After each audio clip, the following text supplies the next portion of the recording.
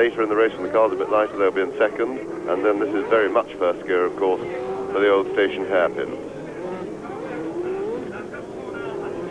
Apparently these cars now have, with a 3.5-litre engine, they now have enough torque that they don't chug too much out of this corner in first gear. In my day, we used to have to kick the clutch to try and get the rear wheels alight. And now looking from Brundle's car down to the chicane, slowed right down a few years ago for safety reasons. Great shame, but for safety it was necessary. Now short straight, right up through the gearbox, then into the Sabac corner, one of the quicker corners on the circuit, one of the more difficult ones. And then stay going left all the way, and then onto the brakes again, and into the swimming pool complex.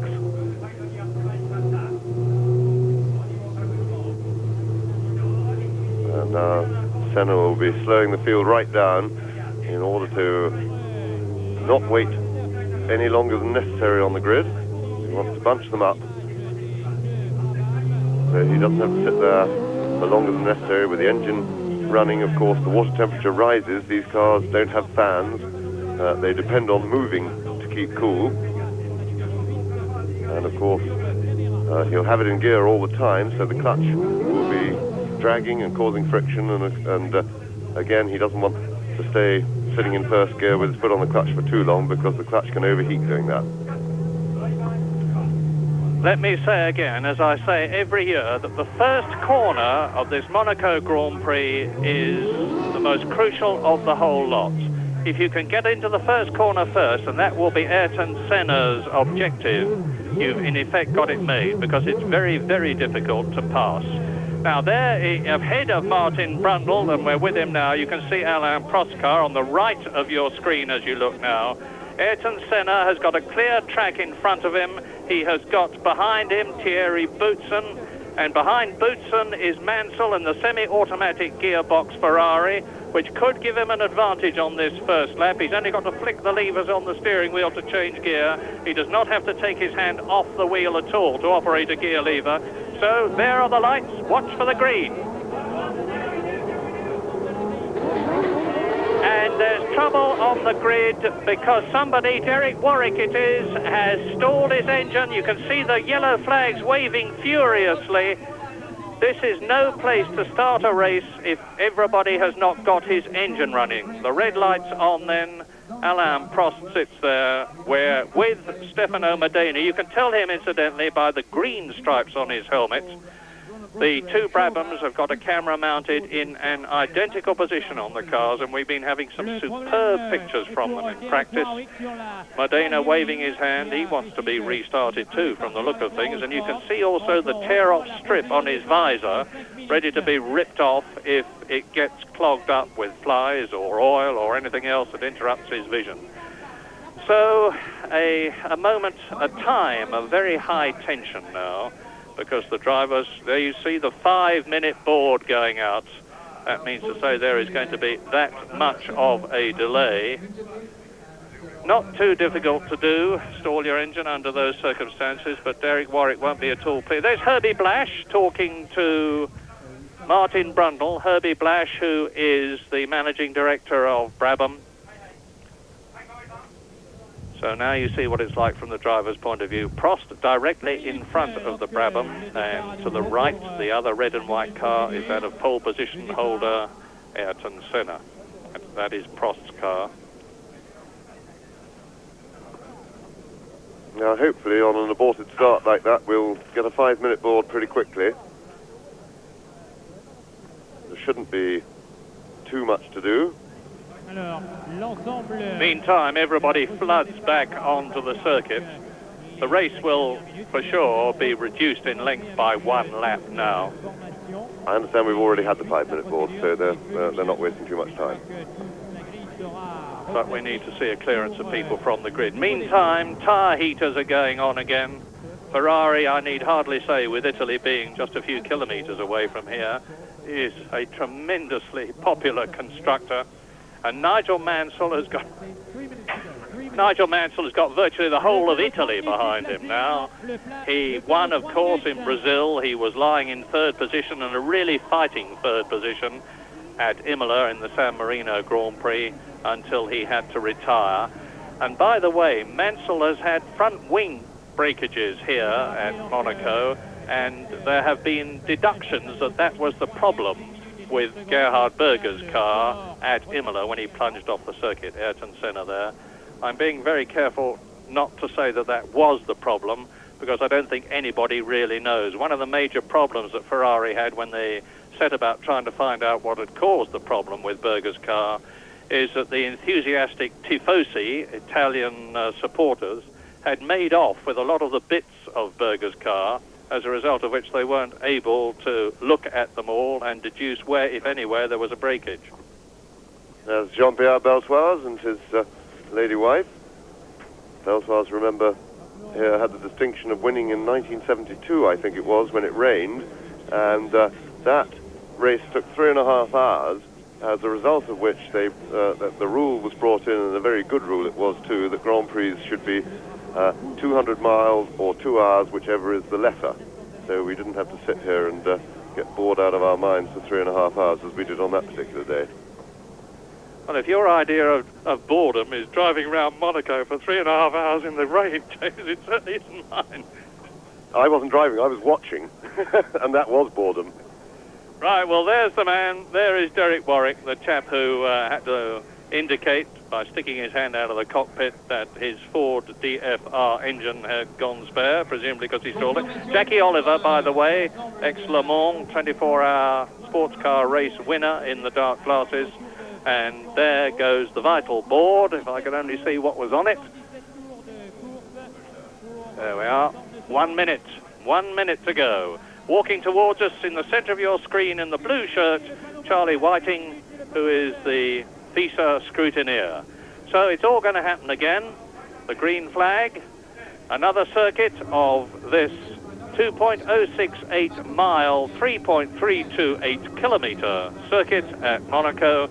Then I presume 77 racing laps. Derek Warwick will be very careful to keep it going this time. His brother Paul is here, having taken part in the Formula 3 race yesterday. And there is the Ross Brawn Arrows. As I said earlier on, that's the best Arrows that there has ever been. It's strong, it's sturdy, and I would expect it to go the distance. And if it does, Derek Warwick is sure to be well up. 6th on the grid. And last year he was in 4th position ahead of Jonathan Palmer in the Tyrrell, who's finished 5th for the last 2 years, starting way down on the grid this year in 23rd place. Palmer, and we're with now Martin Brundle in his Brabham. We are indeed, and they're off and moving, and certainly I expect a good race from Derek Warwick. He's really on a high at the moment. He's in the best car that he's been in really since the Renault, and maybe a better, more competitive car than the Renault. And Riccardo Patrese has stalled on the grid this time. The car, as you can see for yourselves, is not running. And if they push start it means to say that Patrese, instead of starting from 7th position on the grid, will have to start right at the back. He'll have to do that anyway now, Murray, because I think he's not allowed to rejoin his position in the field. So by getting away last, he has to stay at the back of the field, which of course is a tragedy for him. But anyway, they got it running, so he'll catch the field up easily enough, but he will have to start from the back. Very unhappily, of course, because as I have said before, passing people at Monaco is extremely difficult, and starting from 26th on the grid instead of 7th is a very considerable handicap. Yes, despite having the Renault V10 behind him, which appears to be the state-of-the-art engine at the moment. It looks, certainly from outside the car, at least as good as the Honda. So, Patrese takes up his position behind Louis Perez-Sala in the second of the two Minardis. And he's got it all to do, has Riccardo, in his 179th Grand Prix. So, now, after a 5-minute delay or so, this is the attempt to get the Monaco Grand Prix going. It failed the first time because Derek Warwick stalled his engine. I say again that Maurizio Gugelmin in the 1988 March was to start from the pit lane, and there you see Ayrton Senna, followed by Prost, followed by Thierry Boutsen, followed by the blue and white Brabham of Martin Brundle, and the scarlet red Soul Ferrari of Nigel Mansell, coming out of the Rascasse, the very slow second gear, 30 mile an hour at racing speeds. There's Mansell, there's Derek Warwick, Modena, Cappy, Alex Cappy, a little Italian ex-motorcycle enduro rider. Alboreto goes round, and now we see Martin Brundle's view again. Behind him, the 600 horsepower plus V8 Judd, and in front of him, the two V10 Honda-powered McLarens. And this is a very good picture from Martin Brundle's car. This gives a real impression of what it's like as they come onto the grid, just trickling up, take up the grid position, and the tension mounts. And I'm looking down the course to see Riccardo Patrese, as you see the lights in the top right corner of your screen. And there is Patrese. He is round the Rascasse corner, coming up into position. And after the red, it will be less than 7 seconds before the green and the start of the 1989 Monaco Grand Prix. Now, let's see. Senna gets away. Prost has got a flyer. Prost and Boutsen is behind him. Everybody is away now. Are they getting through Saint-Devant? It's Boutsen. Mansell is up a place. Mansell has gained a place already. Now they're sprinting up towards the Hotel de Paris. They are all round Saint-Devant safely. Patrese is already ahead of Sala. Coming up to the Hotel de Paris, and it is the two McLarens, then Boutsen, Mansell, Brundle and Warwick. And Senna really got away like a man who looks like he means business.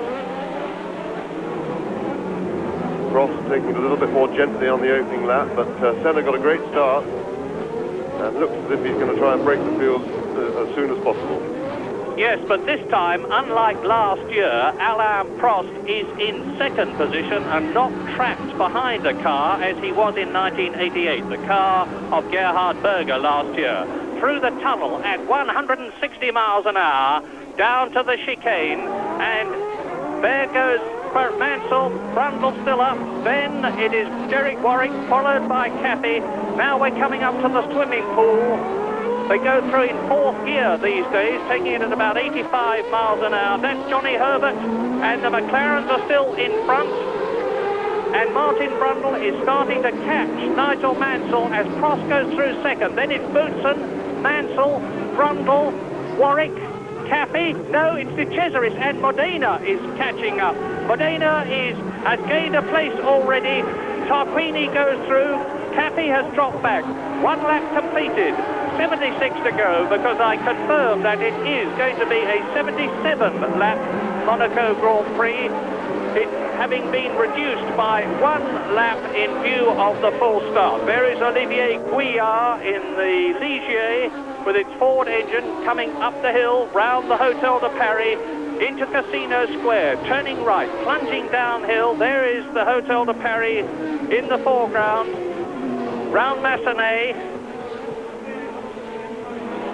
And Riccardo Patrese is surging through the field. Look at him, he's taking Nelson Piquet, who started well down the grid after a lot of trouble in practice. That is Jonathan Palmer, and away they go, round the old station hairpin, now the Lowe's hairpin, up to the tunnel, and we're looking at the midfield men with Ayrton Senna still leading on the second lap from Alain Prost in second position. They go through the tunnel. Tremendous performance by Riccardo Patrese. I can't remember seeing anybody pass so many people in 1 lap of Monte Carlo, because remember, this is a lovely shot from Martin Brundle's car here through the swimming pool complex down into second gear, right, and then booting it away short straight into the Rascasse. Now down into first gear here, see winding on maximum lock. Now I have been told that above all, with Martin Brundle having Nigel Mansell in front of him, there he goes. The Brabham team are going for a finish. Derek Warwick is still there. And this is Martin Brundle coming up the hill at some 150 miles an hour. An incredible performance Now round the left-hander at Massenet. There is the 7-speed Ferrari in front, dropping down the hill into the right-hander at Mirabeau. Brundle, Judd-powered Brabham. There go the McLarens and Boutsen in third place has got Mansell behind him fourth, Martin Brundle in fifth position, it's Senna leading, and you can see it's all action at the hairpin, and we are now on lap 3 in the 77-lap race, as race leader Ayrton Senna seems to be easing away a little from Alain Prost. A long way to go. Boutsen third, Mansell fourth, Brundle in fifth position. There is Alex Caffey in sixth position, ahead of Derek Warwick and Medina. And I think that Prost is actually a little bit closer to Senna. Senna's bid for freedom to get away in the early laps seems to have not worked so far. Prost is quite clearly holding him. Yes, after 2 laps, Ayrton Senna had got a lead of 2.2 seconds. He goes past me now. There he is. There is the Brazilian.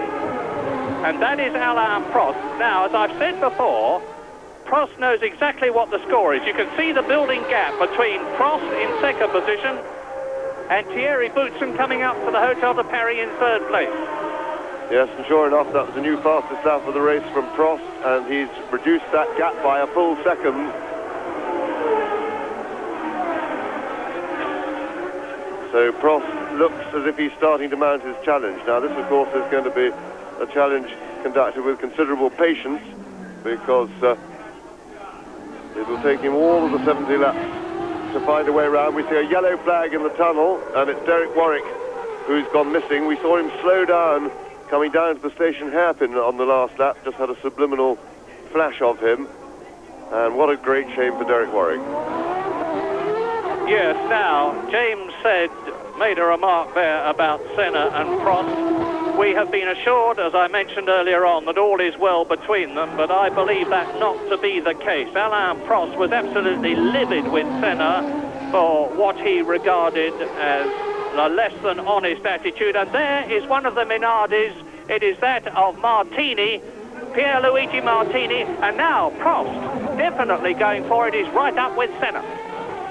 Yes, and I completely agree with you, Murray. That isn't the case at all. That was an assurance from the management of McLaren and not from the drivers themselves, and Prost is still very angry, and funny enough, he's looking like a driver who's pretty angry in the car. He looks very motivated indeed. Race order on this, the 5th lap. You can see for yourselves the battle for the lead between the 2 McLarens, and this really is a fight. Senna leading, Prost in second position. Boutsen is some 3 seconds behind as Prost continues to challenge. Mansell is in 4th place, Brundle is 5th, De Cesaris is 6th, Modena is in 7th position, followed by Tarquini, Caffey, Michele Alboreto in the new Tyrrell is 10th, 11th is Nannini, and 12th is Alio. And I'm wondering if Senna maybe has some sort of a problem, and that is Olivier Grouillard, the Frenchman, and he is out of the Monaco Grand Prix.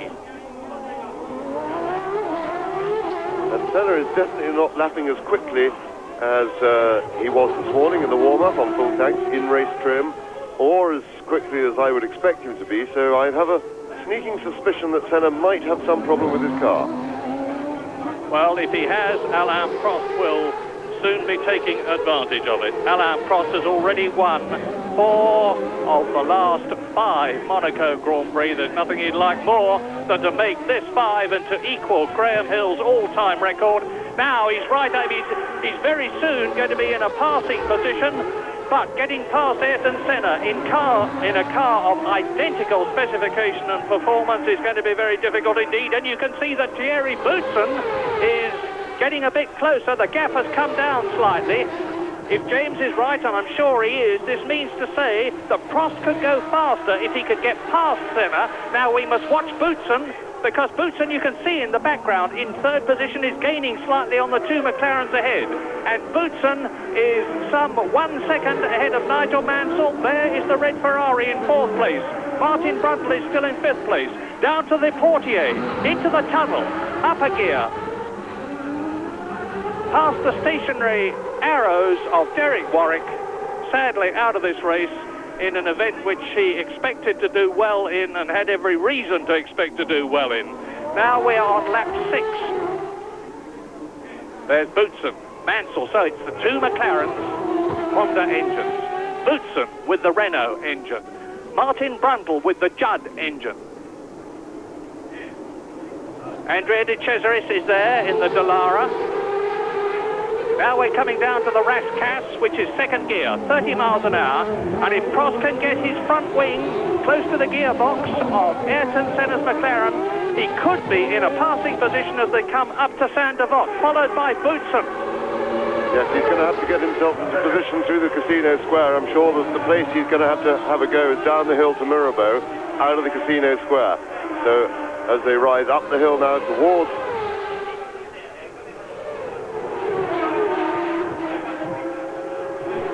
Prost, not quite close enough. He really has to be right up, tucked up the gearbox in order to have a go at Senna down the hill. And Thierry Boutsen in third position has taken nearly 1 second out of the lead of the two McLarens. You can see for yourself, and you can see where Mansell is. First, second, third, fourth, and Martin Brundle still in fifth position. A great Monaco Grand Prix. De Cesaris sixth. Well, I'm fairly convinced that Senna's got some sort of a problem, because, but it's making it a much better race for us, because we really expected the McLarens to go away much more commandingly than they are. You can see that Prost is climbing all over the back of Senna, and it's quite clear that Prost could go a lot quicker if he could get by. What I can't work out is what could possibly be wrong with Senna's car, because to make such a small difference is quite difficult. There's obviously nothing major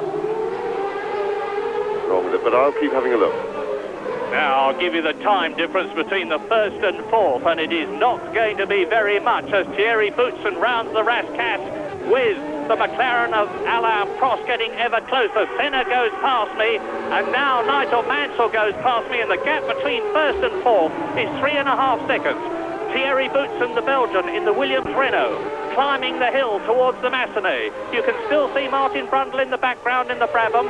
And I know that Martin's intention was to drive a conservative race. Now, his idea of conservatism at the moment is a very strong fifth position. And we are on lap 8, which is rather over 1/10 distance. Still very close at the front. Senna, Prost, Boutsen, Mansell. The automatic gearbox of the Ferrari holding up well. It's got a rebuilt front wing to be stronger than the one that they had in the San Marino Grand Prix.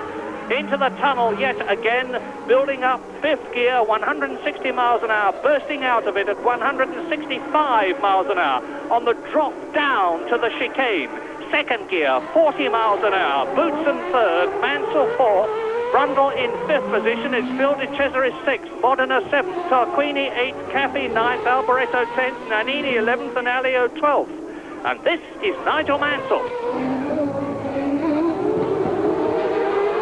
Nigel Mansell loves this Monaco circuit, but he has never done very well at it. He led in the Lotus, only to retire years ago. Yes, I was going to correct you that. He's done very well, but he hasn't got the results. That's the thing. He's always driven immaculately here, been very, very quick. But it's one thing being quick at Monaco, it's another thing being lucky enough for their car to take you all the way to the finish. And Senna has upped his pace a little bit. He's now lapping a little bit quicker. And tremendous news through the Casino Square. Martin Brundle's car through the right hand of the road, falls away sharply. The rear wheels let go just as you come over that hump, and then hard on the brakes. So into first or second, it's a choice. And then first gear for the station hairpins. You can see there that he didn't change between the corners, so he must have been in first for the Mirabeau. Bottoming through the tunnel. The circuit is really quite bumpy for these very stiffly suspended cars, running the ride height as low as possible. And here we're back with Martin again through the chicane and up to the Tabac. Probably the most difficult corner on the circuit. Nigel Mansell in fourth place, Brundle is fifth, Johnny Herbert is in 19th position, and Jonathan Palmer is in 20th place as we come up to the Rascasse with Martin Brundle I was having a long... And look how Alain Prost now is right with Senna. And look, too, at how Thierry Boutsen and Mansell are catching both the McLarens. This is lap 9, up to Saint-Devant. Senna, Prost, Boutsen and Mansell, then Brundle. Still in 6th position, De Cesaris. And Martin Brundle has just gone round in 1 minute 28.2. In the Brabham Judd, he is currently the fastest man on the circuit. That compares with Ayrton Senna's lap record of 1 minute 26.3. But of course, they have got a virtually full fuel load. And the gap is coming down all the time. First, second, third, fourth, fifth. Virtually together, down into the Portier. Only about 20 cars length between Alain Prost in second place. Then Boutsen, Mansell fourth. Brundle is catching the Ferrari. And the extraordinary thing is that they are lapping some 2 seconds a lap slower than they did in the warm-up this morning. When I say that, I refer to the 2 McLarens. And this still convinces me that there is some minor problem with Senna's car. The thing is, of course, that Ayrton Senna, provided he stays on the racing line and stays cool, and he is in his 81st Grand Prix, can control the race from the front. But soon the pressure is going to be enormous, because Thierry Boutsen in 3rd position is now only about 1 second behind Nigel Mansell.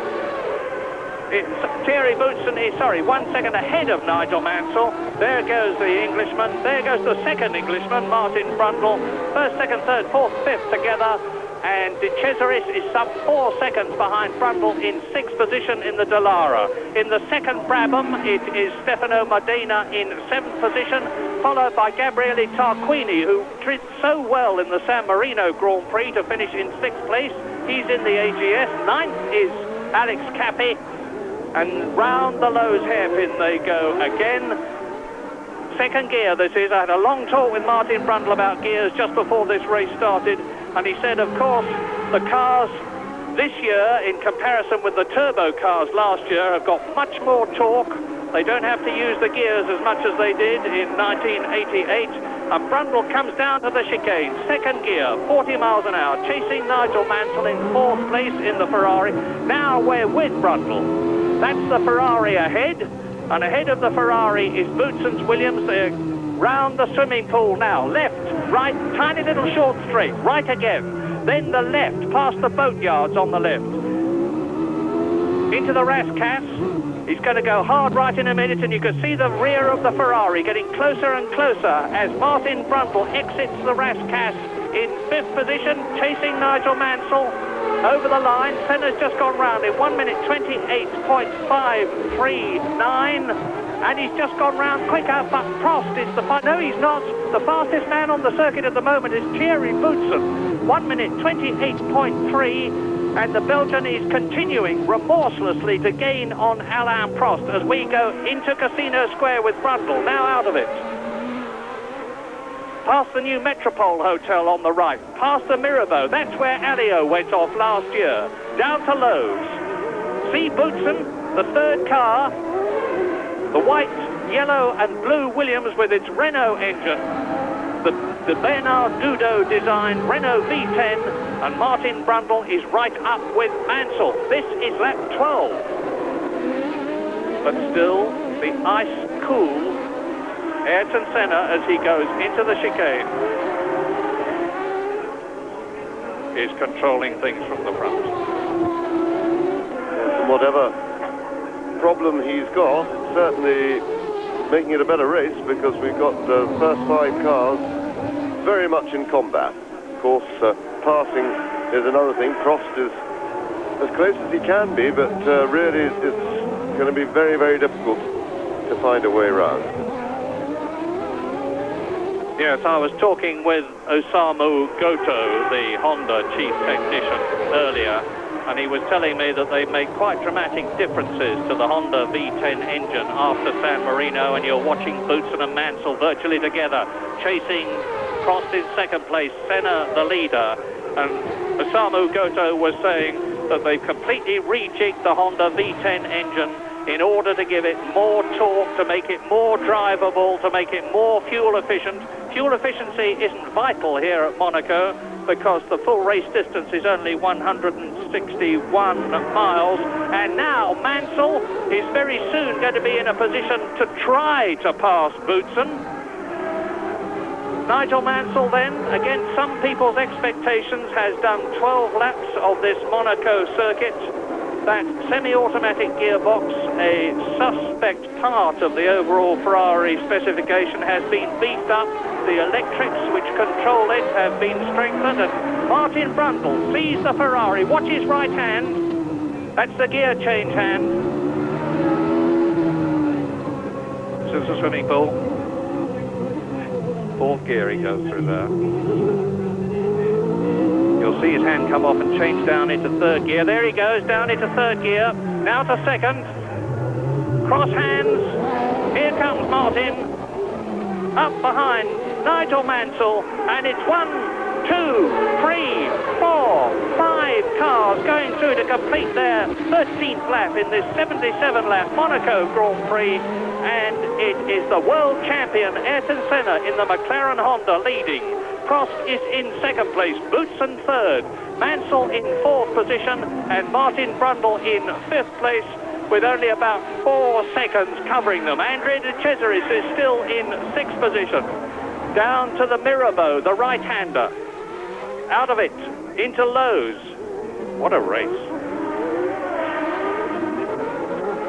There's about 3,000 horsepower there, those 5 cars.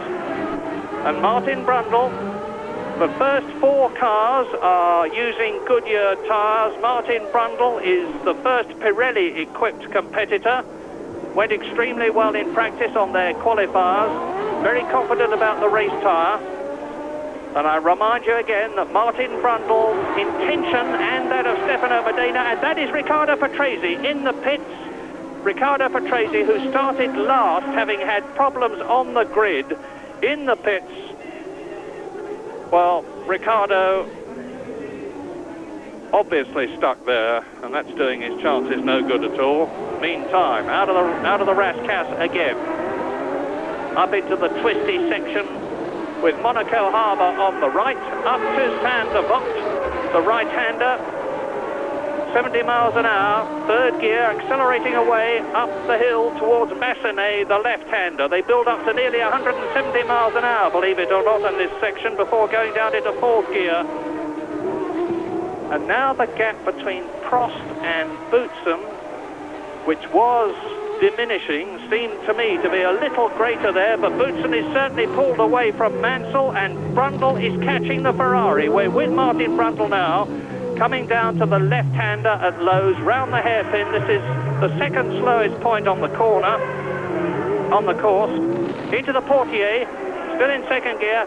Now, remember what I said earlier on about lapping, because Ayrton Senna is now catching Maurizio Gugelmin in last year's March to lap him, and this will give Alain Prost his opportunity to close up. Senna's going to pass him. And this is giving Senna an opportunity. Took his courage in both hands, dived through on the approach to the swimming pool. Prost, meantime, is boxed in.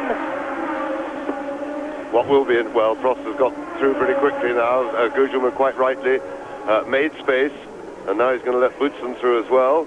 And that's good driving by Gugelmin.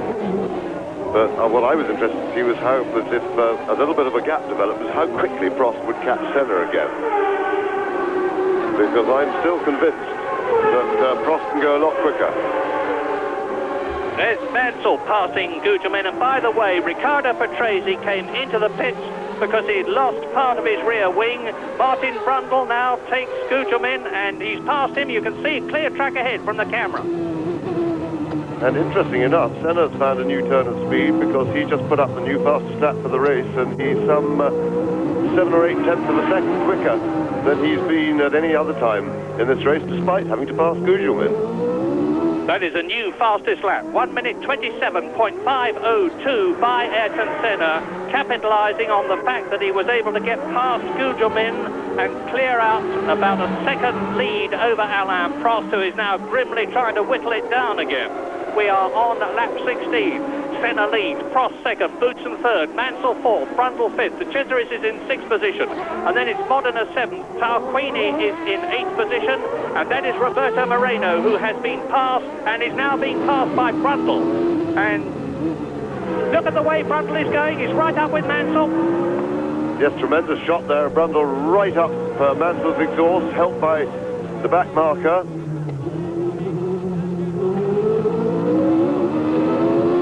And I would think that, and you see the back of the Ferrari sliding around a little bit there, and I would think that Brundle is preparing to mount an attack.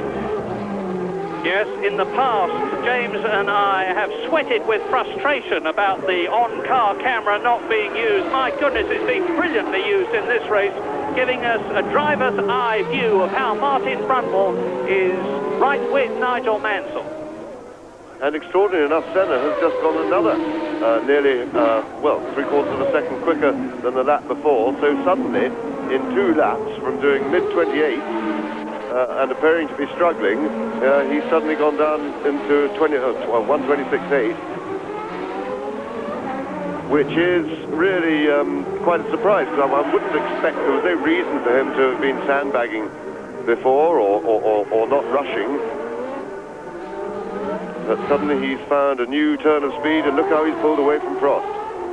Yes, Prost dropping back, Senna pulling away, and you can see how Boutsen in third position has dropped back. This is as a result of the lapping problems. Mansell still in fourth place, Martin Brundle in fifth position, and it is still De Cesaris in sixth place, but much closer to Martin Brundle than he had been. Now we're with Brundle, trying to close the gap with Mansell. That's where Mansell was taken off by Alboreto last year, when Mansell was in the Williams and Alboreto was in the Ferrari. And by the way, Michele Alboreto is in 10th position in his first race in the Tyrrell 018 on this, the 18th lap. And Prost now can see Senna, but only just. Yes, Senna suddenly found a new turn of speed, quite dramatically, really, and he's some 3.8 seconds ahead of Alain Prost. And I think that's a new lap record, is it not? 1:26.2. Yes, by 1/10 of a second, Ayrton Senna has broken the turbocharged lap record, which he held himself. 86.26 was the previous record. It's now 86.3 miles an hour, and I suspect he's still got something in reserve. And I imagine that Senna, perhaps nursing his tires at the beginning of the race, is making a break for it now. You see Prost coming out of the chicane. Senna's coming up to catch and lap a Minardi smoothly and quickly, he hopes, because if he doesn't, it'll give Prost the opportunity to catch him. Lap 18, race order. There is the leader, Senna. Prost is now 3.8 seconds behind him, and 6 seconds ahead of Boutsen, who is third. Mansell is fourth, 3 seconds behind Boutsen. Then it's Martin Brundle, 1 second behind Mansell in fifth position. De Cesaris is in sixth place. Modena in the second. Brabham is in seventh. Tarquini is eighth, and Capi is ninth. Then it's Alboreto and Nannini. Yes, and of course Senna's sudden turn of speed has certainly stretched the leaders. Now the gaps are starting to spread. And Prost is now holding Senna. And Boutsen is missing. That is Riccardo Patrese in the pits, actually, but the order now is Senna, Prost, Mansell. No, there is Boutsen. My apologies. No, it isn't. Let's just check, get a good close look at the helmet. But anyway, whichever of the Williams it is, it's Senna leading. Prost is second. Mansell is now in third position. In fourth place, it's Martin Brundle. Fifth is De Cesaris. There is the battle for fourth position, with De Cesaris coming through in fifth place. Up into sixth position has gone the second Brabham of Stefano Modena. So both the Chessington-based Brabham judges are in the top six and in World Championship point-scoring situations. Mansell, third place. 12 seconds behind Prost now, and you can see how far ahead he is of number 7, Martin Brundle, in fourth place. And the answer is very, very little ahead. And it was Thierry Boutsen in the pits. So the Williams team have had a race of misfortunes. Riccardo Patrese starting last, coming into the pits early to have that damage repaired to his rear wing. Then Thierry Boutsen from a strong third position into the pits. And now on the 19th lap, as you look at Mansell in third position, chased by Brundle in fourth. It's Senna leading Prost by 3.6 seconds. Prost, however, has just gone round in 1 minute 26.7, which is faster than he's been round before, but not as quick as Senna has. As Brundle exits Casino Square into the Mirabeau, the right-hander. Now, the gap between Brundle and Andrea De Cesaris, the charging Italian in the Ford-powered Dallara, is 2.8 seconds, and De Cesaris is fifth. He is 4 seconds ahead of Modena. This is the view of Thierry Boutsen in a very stationary, and it's been there for a long time, Williams Renault. They're changing the rear wing, or they have changed the rear wing, so there would seem to be some sort of a problem with the Williams rear wing. There's Alan Chalice in the background just lifting the jack. This is Senna. Now, Senna is behind the major blocker of Grand Prix racing, René Arnoux. And now let's see where Prost is. Prost has been boxed in too. Senna passes Arnoux as they go up to Sainte-Devote, and Senna has now completed 19 laps in this 77-lap race. And it's Piquet in the sole Lotus because Nakajima did not qualify, chasing Arnoux. And certainly then Senna will be very grateful for the power advantage that his Honda engine gave him, because he was able to pass Arnoux on the straight on the pure acceleration, and that is about the only way you can do it, really, sensibly. And Prost is coming up to take Johnny Herbert in the Benetton, who is in 16th place. You can see the red and white McLaren with the Benetton in front. There is Herbert. Race order. Senna now leading by nearly 3 seconds. He's easing away from Prost, who still hasn't got past Herbert and certainly won't in the tunnel. I think he'll probably take him on the drop down to the chicane with a bit of luck. No, he won't. Yes, he will. Yes, he will. Alain Prost goes through, laps Johnny Herbert. Senna has lapped everybody up to the 12th position man, who is Eddie Cheever, and in this, the 20th lap, which is just under 1/3 distance. The race order is Senna, Prost, Mansell, Brundle, De Cesaris, and Modena. And this is just the sort of situation that Prost hates. And that is Raphanel out of his first Grand Prix in the Colony. The Frenchman Pierre-Henri Raphanel retiring on lap 21. Warwick is out, of course. Briard is out, and there is Prost coming up to catch Piquet and lap it. Yes, I was about to say the sort of situation that Prost really hates, with cars between, back markers between himself and Senna, and it's a situation that Senna has played to a good psychological advantage over Prost, in that he is prepared to take risks through the back markers, or so he leads Prost to believe. Prost having a look, but he's still stuck. Yes, you see, that's René Arnoux and Nelson Piquet, and you saw the way that Senna just sliced past René Arnoux. Admittedly, he was in a better position on the course to do it. But now Prost has taken Piquet, he's coming up to Arnoux, and Senna has extended his lead to 4.2 seconds. And Prost has yet to take his fellow Frenchman, René Arnoux, who says, the reason I'm going so slow these days is that I'm used to turbo cars, and these normally aspirated engine cars are a very different kettle of fish to drive, he says. And all I can say to that is bullshit. So, anyway, there goes Arnoux in the Ford-powered Ligier. Now, this must be Alain Prost's opportunity to get past him, but he's dropped back an enormous amount. The Senna's lead has been increased by 50%, and still Arnoux is holding Prost back, and Senna is now 11 seconds ahead of Prost. Prost has got the same problem with Arnoux that he had with Gerhard Berger in the Ferrari last year, and 40-year-old René Arnoux, who is the oldest driver in the race, is doing absolutely nothing to help Prost. And he is completely out of order. This is, I mean, it's really pathetic. Piquet, at least, was very good. Piquet got and Prost had to force his way by. Piquet got out of the way and made room, and Arnoux made no attempt to at all. Prost had to fight his way past, and really that is disgraceful for a man of his experience and everything in Grand Prix racing. Yeah, Arnoux is 14th. He's got Piquet right behind him now, 15th. Johnny Herbert is right up with Piquet in 16th position, and in 17th place is Jonathan Palmer.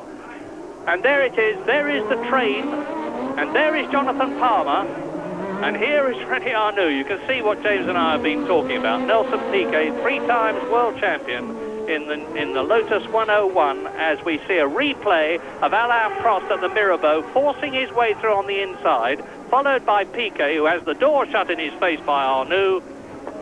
Yes, Piquet was unlucky not to get the jump then and get past Arnoux, because it's not going to be easy from now on. Herbert and Palmer. There goes Jonathan Palmer in the 1989 018 Tyrrell. His teammate Michele Alboreto is ahead of him. We're on lap 24, and Senna with a new record lap of 1 minute 26.017 has increased the lead over Alain Prost to 15 seconds. But that's just as much due to René Arnoux as it was to Ayrton Senna. And we're with Brundle, who's got Prost second ahead of him, and Martin Brundle in the Brabham in 3rd position, and he is 7 seconds behind behind Mansell, who is in 3rd place. So Martin Brundle in 4th position, Senna, Prost, Mansell, Brundle, De Cesaris, Modena. Tarquini is still 7th in the AGS. Cappy is still 8th in the Dallara. Michele Alboreto, who finished 3rd in the Ferrari last year, is up to 9th in the Tyrrell, and there is the race leader on lap 24, Ayrton Senna, number 1 world champion, 15 Grand Prix victories behind him, and a clear track in front of him, and a clear track behind him. Look at the gap. So now Ayrton Senna can, I would imagine, start to ease things a bit. He knows what the score is, particularly from his on-car radio and also from his pit signals.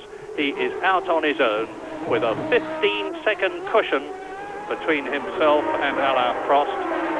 Senna, who actually had a 50-second lead last year here at Monaco, and allowed himself to get rattled by the fact that Prost had finally got past Berger to take 2nd position, and went off at this very point, Ayrton Senna, the portier, to retire and allow Alain Prost through for his 4th Monaco Grand Prix victory.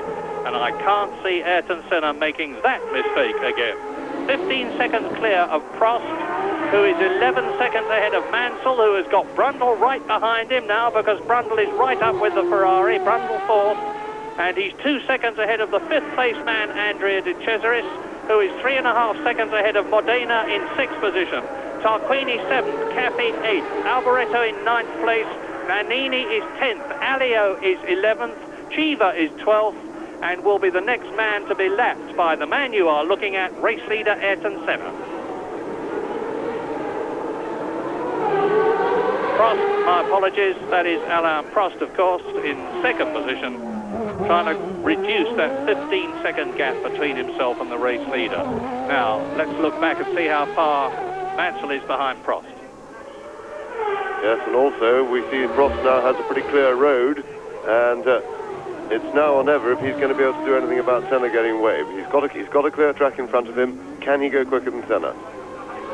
He's certainly not going quicker at the moment. He's going 0.3 of a second slower as Mansell comes up behind Piquet. There is Nigel Mansell about to lap Piquet, who is 14th, and has still not got past the 15th Piquet, sorry, and Arnoux is 14th, and Mansell's got to try and lap both of them and keep Martin Brundle behind him. There is the Ferrari. Down to the Mirabeau. That's where Prost forced his way through. Now there, you saw Martin Brundle just 2 seconds behind the Ferrari now, and he's closing. Yes, and a difficult time for Mansell, because Piquet I'm sure he's not as worried about, but you can see René Arnoux 2 cars in front of him, and of course he can also see the Brabham closing up behind him. And And you saw Jonathan Palmer there, number 3 in the all-blue Tyrrell. He is in 17th position as Mansell comes down to the chicane. Now Herbert goes through, then Palmer, then... Now here is Martin Brundle, and he's got Nelson Piquet in the Lotus 101 in front of him. Number 11, Nelson Piquet, 3 times world champion. It hasn't been much of a year for him so far. He's yet to score any World Championship points in 1989. And Arnoux has now got Mansell behind him. Now, this could be Nigel Mansell's opportunity to get past. Up to Sandervot. Right on the gearbox of the Ford-powered Ligier, storming up the hill to the Massenet. Pulls out, has a look. Arnoux closes the door. Frantic waving of the blue flags by the marshals, but I think René Arnoux is colourblind as far as blue flags are concerned, and this is Mansell's opportunity, but again Arnoux closes the door, Mansell goes through! It is a disgrace that he has to fight his way through like that, and Brundle goes through brilliantly. He jumped him there, and that was very good opportunist driving by Martin Brundle to get through, and Piquet managed finally, after all this time, to get past the dreaded Arnoux. So Arnoux did his best, but this time he was jumped by everyone. And Arnoux has now got behind him the equally determined Andrea de Cesaris. Down to the chicane. There goes Palmer through. There's the Minardi. Williams. Now here's Johnny Herbert. Going round the swimming pool complex of corners. Ayrton Senna is extending his lead. He's lapping consistently some 0.2 of a second faster than Alain Prost, and the gap is now 16 seconds as you look at Arnoux. And we were about to have a replay, but Arnoux is keeping everybody back, and we are on lap 28 in this 77 lap race. There is still a long way to go, but the McLaren is reliable, the Honda is reliable. That is Gabriele Tarquini in 7th place, followed by the Dallara, and here is Martin Brundle. Now, how far ahead with Brundle in 3rd position? In 3rd position, I say again. How far ahead of Martin Brundle is Alain Prost? And the answer is a long way, some 20 seconds.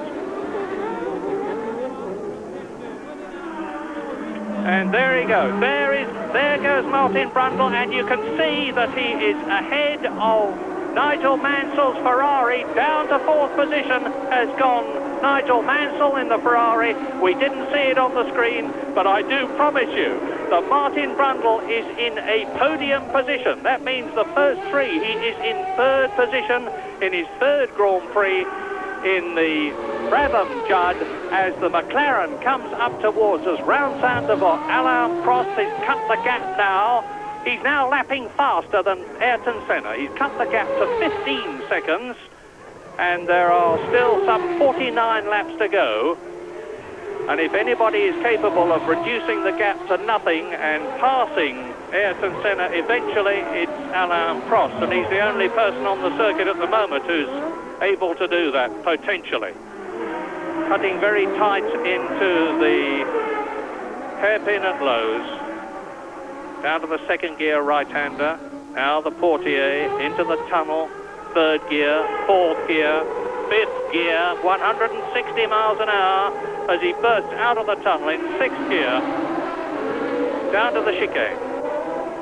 Stefano Modena is now putting De Cesaris under a lot of pressure, but De Cesaris is a pretty similar animal to René Arnoux, and drives a very wide car indeed, no matter who built it.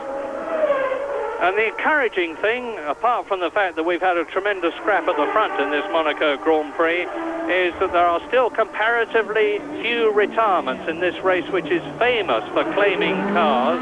Modena is on his way. We've only got 4 retirements: Derek Warwick, Pierluigi Martini, Olivier Grouillard and Pierre-Henri Rapinel. And we look at Nigel Mansell, 4th position, trying to close the gap between himself and Brundle.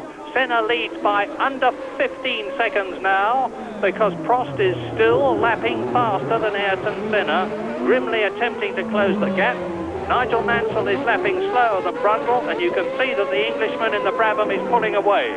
So it's Senna first, Prost second, Brundle third, Mansell in fourth position coming up to Sainte-Devote. Now we're waiting for the fifth place man to go through, and he does precisely that. Andrea De Cesaris 9 seconds behind Mansell.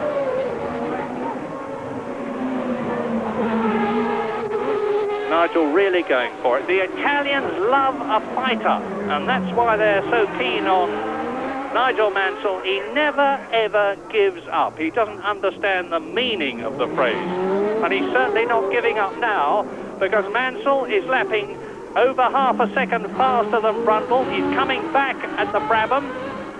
Prost is closing on Senna slowly but surely. Brundle is in a strong third position, but getting weaker all the time as you watch the Scarlet Ferrari of Mansell coming down into the chicane. It's beginning to look like really the story of last season between Senna and Prost, in that Prost rather in his race trim, when he's got a clear track in front of him, marginally quicker than Senna, and then all they need is a bit of traffic, and all that work as he chips away to Senna's lead, goes straight out of the window, and Senna goes bursting through the traffic, and Prost is a bit tardy. And now Arnoux has got Johnny Herbert bearing down on him. Johnny Herbert, whose walking is still distinctly dodgy after his dreadful crash in Formula 3000 last year. You can see, there is Arnoux, there is Herbert. Behind Herbert is Jonathan Palmer, number 3 in the Tyrrell. And Mansell is slowing down. Nigel Mansell is definitely slowing down. No doubt about that. He's down to 5th position. De Cesaris has passed him. On this, the 31st lap, Nigel Mansell, who had dropped from 3rd to 4th, has dropped from 4th to 5th. We'll see it no doubt shortly. Senna 16 seconds ahead of Prost. Brundle is still 3rd. De Cesaris in the Dallara up into 4th position. I can't remember a Dallara ever having been as high up as that in a Grand Prix before. And there is the Williams going through, and Mansell is out. There is Nigel Mansell retiring from the Monaco Grand Prix on lap 31. So for the second Grand Prix in succession, 2 out of 3, Nigel Mansell has had sadly to retire the Ferrari, having won in Brazil, having fought his way up to 3rd position in the San Marino Grand Prix, only to retire. Is now out of the Monaco Grand Prix, where similarly he held a good 3rd position. And he walks back the long walk to the fence. Arnoux, Herbert, Palmer, Patrese, Mansell, waving sadly to the crowd as those midfield men plunge through the swimming pool section.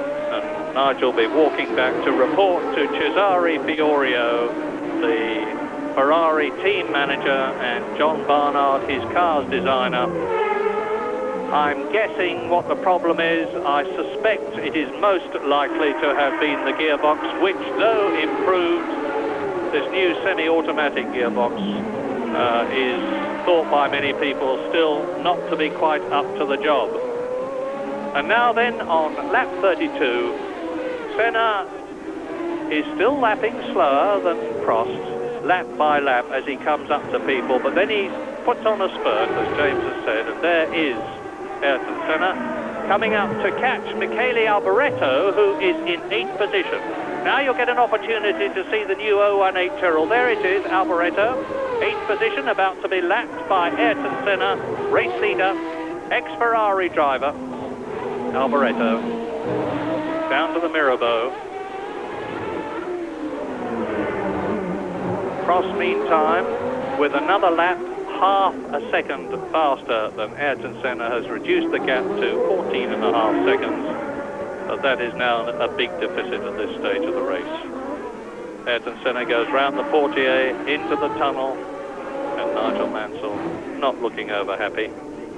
He'll be very hot, of course, having sat in that Ferrari for 30 laps, working away, and now he's got the walk back. And Senna is now right with Michele Alboreto, approaching the point where Alboreto took Mansell off last year. This is it.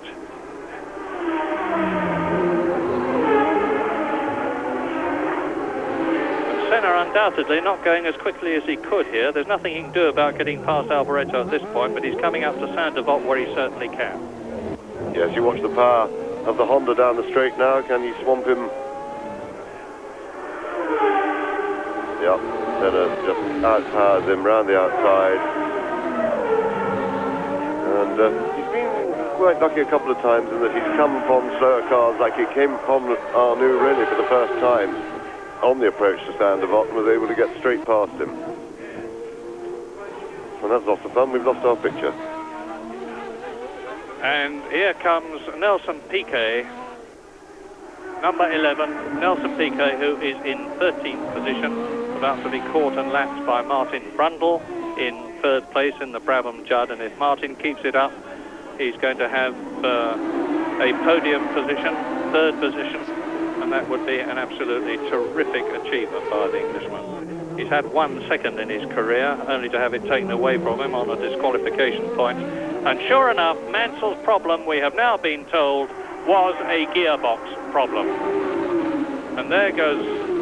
Now, there is Nelson Piquet being challenged by one of the Delaras. Brundle, with Martin Brundle, third position, 27 seconds behind Prost, who is consistently now lapping faster than Senna, but primarily, I think, because Ayrton Senna had that problem getting past the Tyrrell of Michele Alboreto, which Prost will soon be faced with. And now the McLaren is coming up to Ivan Capelli in the 891. This is the new march. This is Capelli in the new 891 march. His teammate Mauricio Gugelmin, of course, disappeared some time ago. And now Alain, now we're with Martin Brundle.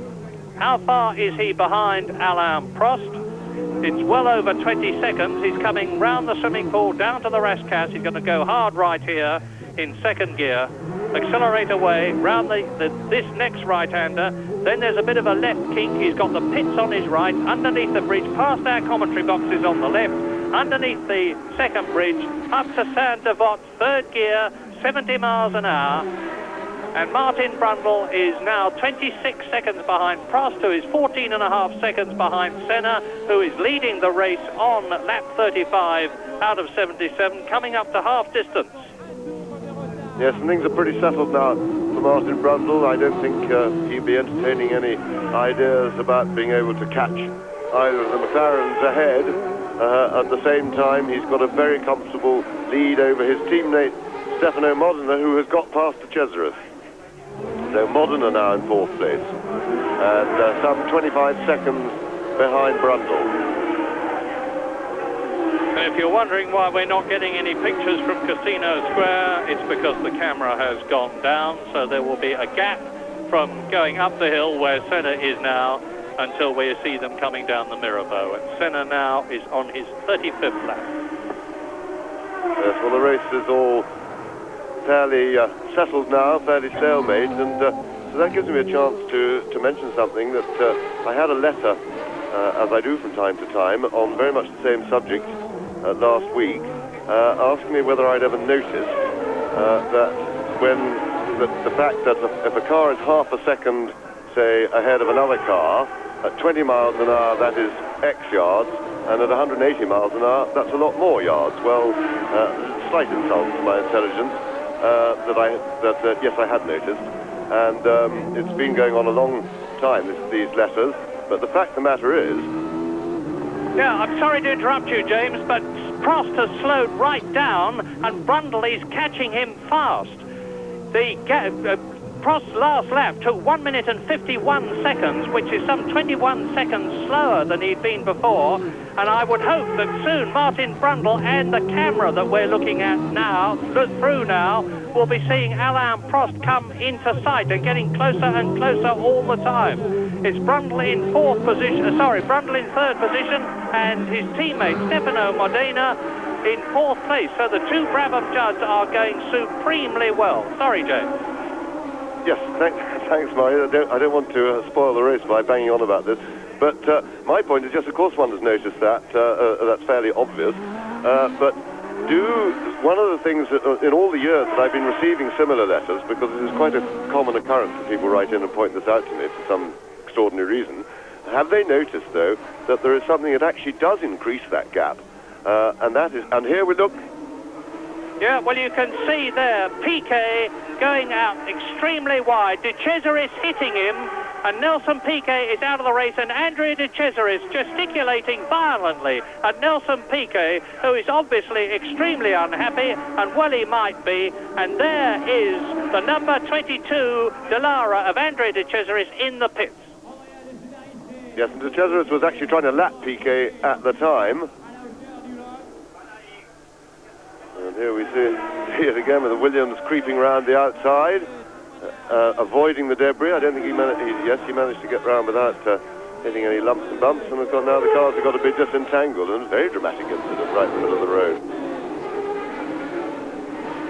Arnoux goes through, Herbert goes through, Patrese goes through, Palmer goes through, Martini goes through, Caffey goes through, and Sala, who is still running, goes through. And there is the McLaren going through. Now let's see who is next up.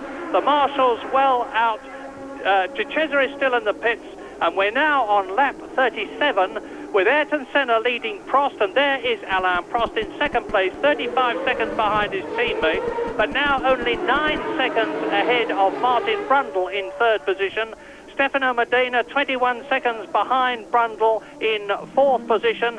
Senna has lapped everybody up to sixth position. In seventh place it is Michele Alboreto, showing signs of taking the Tyrrell into the points in his first drive in the new car.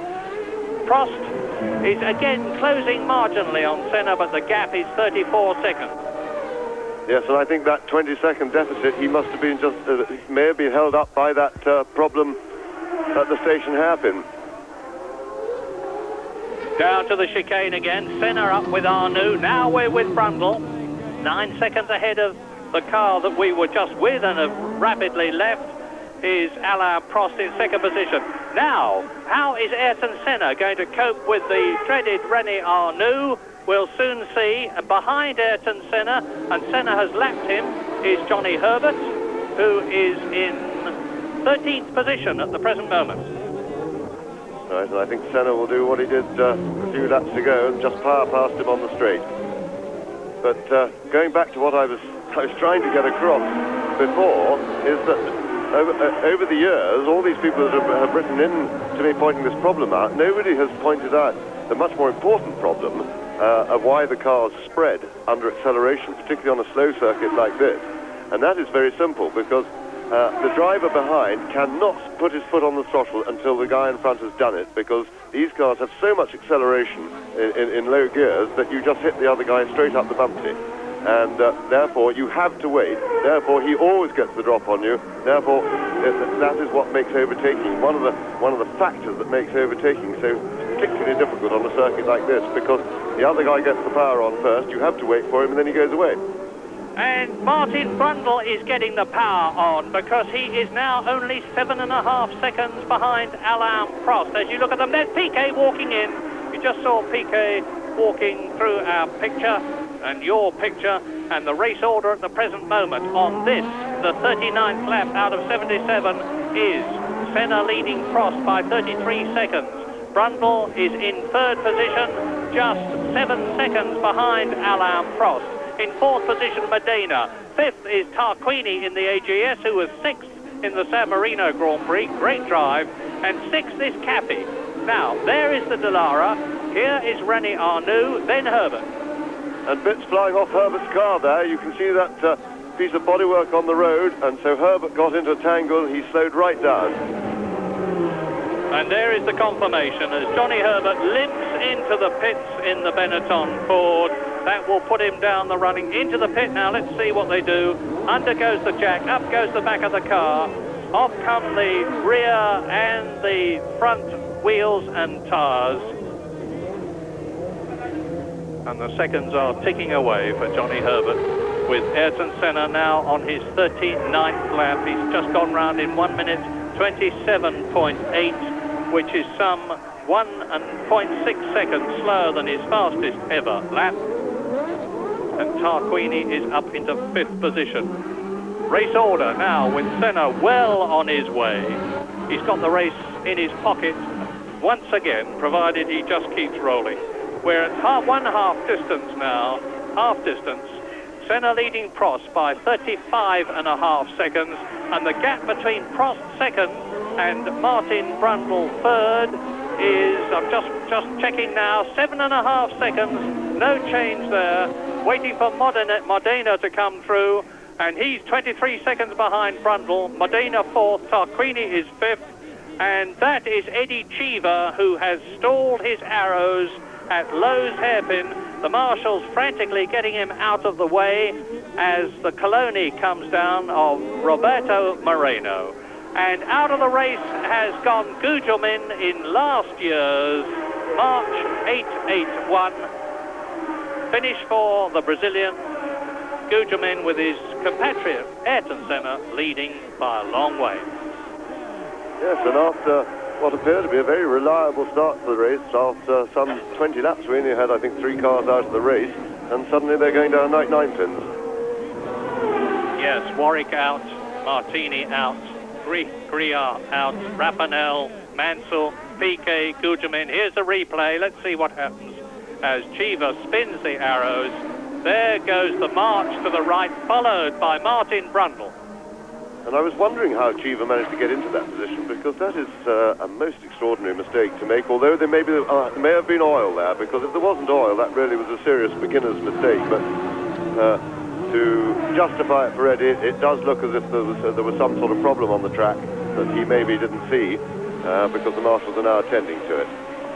As Martin Brundle bears down on and passes Capelli's 1989 car, and this is the oil that Cheever missed, but Martin Brundle keeps to the right of it.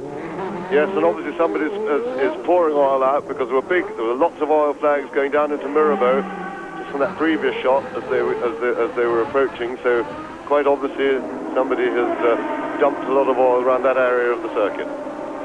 Now let's just take a deep breath and work out what is happening at the front of this race. We are on lap 42 of the 1989 Monaco Grand Prix, and in the lead is Ayrton Senna. He's lapping in about 1.5 minutes. He has slowed down considerably, so he knows what he's doing.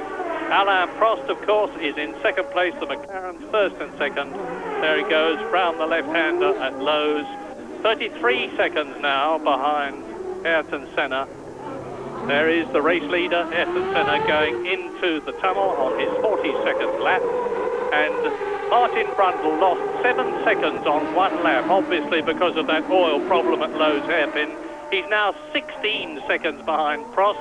That's some 9 seconds more than at one time he was behind the Frenchman. And Stefano Modena is just coming through in 4th position.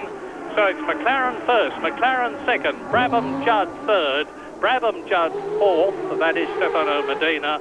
And Ayrton Senna has lapped everybody up to the 5th position man, and now he's lapped him, and that's Tarquini, 5th, 1 place better than he was 2 weeks ago in San Marino. Caffey is 6th in the Dallara. Alboreto is still 7th in the Tyrrell. Nannini is 8th. Capelli is 9th. Cheever, who we saw spin, is in 10th position, and Ayrton Senna is on his 43rd lap as we look at the McLaren of Alain Prost, 4 times a winner at Monaco, and I wonder if he is settling for second place. Yes, I'm sure he will be now. He won't be.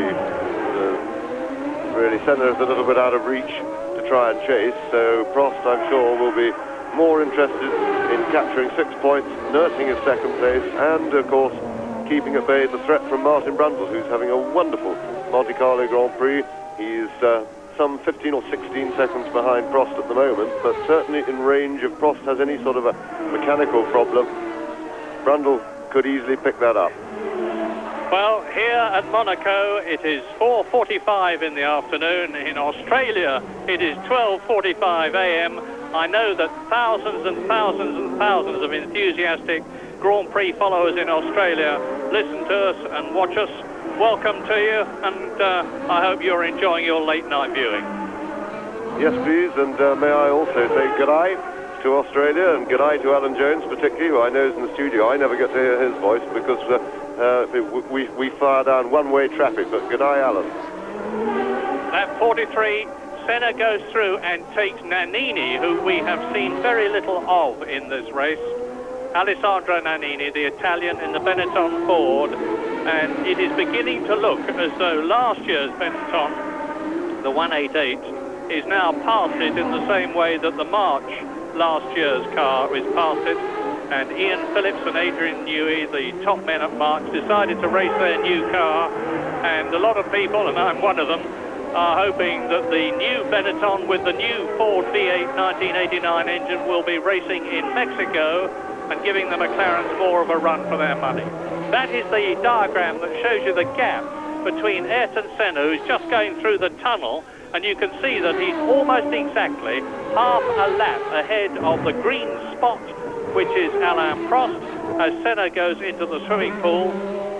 And there is Prost going down to the Mirabeau, the right-hander. Now the little drop down to Lowe's hairpin, 30 miles an hour, just about the slowest part on the whole course. And Ayrton Senna is leading Prost by 36 seconds. Prost is 14 seconds ahead of Martin Brundle, still third. Going back to what you were saying a couple of minutes ago, Murray, I'm certainly looking forward to the advent of the new Benetton Ford, because although Cosworth, Ford and Benetton are trying to play down, keep a low profile about the performance of the new engine, I hear rumours that they're very pleased with it. It's pretty good, and it will be good for Grand Prix racing, good for everybody to see McLaren's challenged and challenged healthily. Now that was Alain Prost bundling its way past Sala in the Minardi, and this is Martin Brundle trying to do something about Alain Prost, like catch him as he goes through the swimming pool complex into the sweeping left-hander on the way to the Rascasse again. The paddock on his left. Now the right-hander, which leads into the left kink that you see, pits on the right into what is laughingly called the start and finish straight. It's anything but as he approaches Saint-Devote, bursts his way up the hill towards the Massenet, and Piquet is almost home, and Martin Brundle is starting remorselessly to catch Prost. He's brought the gap down from 14.5 seconds to 12.5 seconds. Martin Brundle is actually the fastest man on the course now. 1 minute 27.9 seconds. Number 7, Martin Brundle, 29 years old, from Kings Lynn, in his 58th Grand Prix, and he is lapping half a second faster than Prost and marginally faster than Ayrton Senna, who is extending his lead over Prost, the Frenchman. And Martin Brundle coming up to Eddie Cheever now in the Arrows, and Cheever is approaching the place where he spun. My apologies, it's Modena. We cut from Brundle to another Brabham, and that is Stefano Modena in 4th position, trying to lap Eddie Cheever. Race order: Senna, Prost, Brundle, Modena 4th, Tarquini 5th, Capi 6th, Alboreto 7th, Nannini 8th, Capelli is 9th, Cheever is 10th, Arnoux is 11th, and Jonathan Palmer in 12th place has not succeeded in getting past the Ligier of René Arnoux. 13th is Sala, 14th is Boutsen, 2 laps down. Then in 15th place, Roberto Moreno, also 2 laps down. 16th is Johnny Herbert, 3 laps down. And that's about it. Now, here we are with Stefano Modena, and you can see the arrows of Eddie Cheever, who is now, I'm glad to say, completely comfortable in the arrows, it having been altered to accommodate his height. And those pictures were a very good representation of how you have to let the guy in front put the power on first, because you saw, despite the fact that Modena is considerably quicker round a lap on his own than Cheever, and is in fact lapping Cheever, when they get into the slow corners, you see, and then the arrows just goes away. Yes, goes away down towards the Mirabeau, and Modena goes through. I think Eddie Cheever decided to give him best and let him through, as he should do, of course, because he was being lapped by Modena. Fourth position, you can see the caption there, Senna, Prost, Brundle, Modena in fourth position, followed by Gabriele Tarquini, who has certainly been one of the finds of Grand Prix racing this year. Gerhard Berger has just walked into the box behind me, and while you are looking at Modena and Cheever going through the chicane, I'm taking a quick look over my left shoulder, and I can tell you that Gerhard is looking in good form, smiling and talking. He's going to do a bit of commentary for Austrian television, and those very thin gloves are just hiding some very small dressings across the palm of his hand. And Cathy has gone up, while I'm talking to you, into fifth position ahead of Gabriele Tarquini. So, race order now. Senna first, Prost second, Brundle third, Modena in fourth position. Alex Cathy, the little Italian in the Dallara, up into fifth place ahead of Gabriele Tarquini in sixth position. Seventh is Alboreto. He's only a second behind Tarquini, so that's a battle we would like to see. Eighth is Nannini, and the Benettons are certainly out of their depth here at Monaco. And there goes Stefano Modena.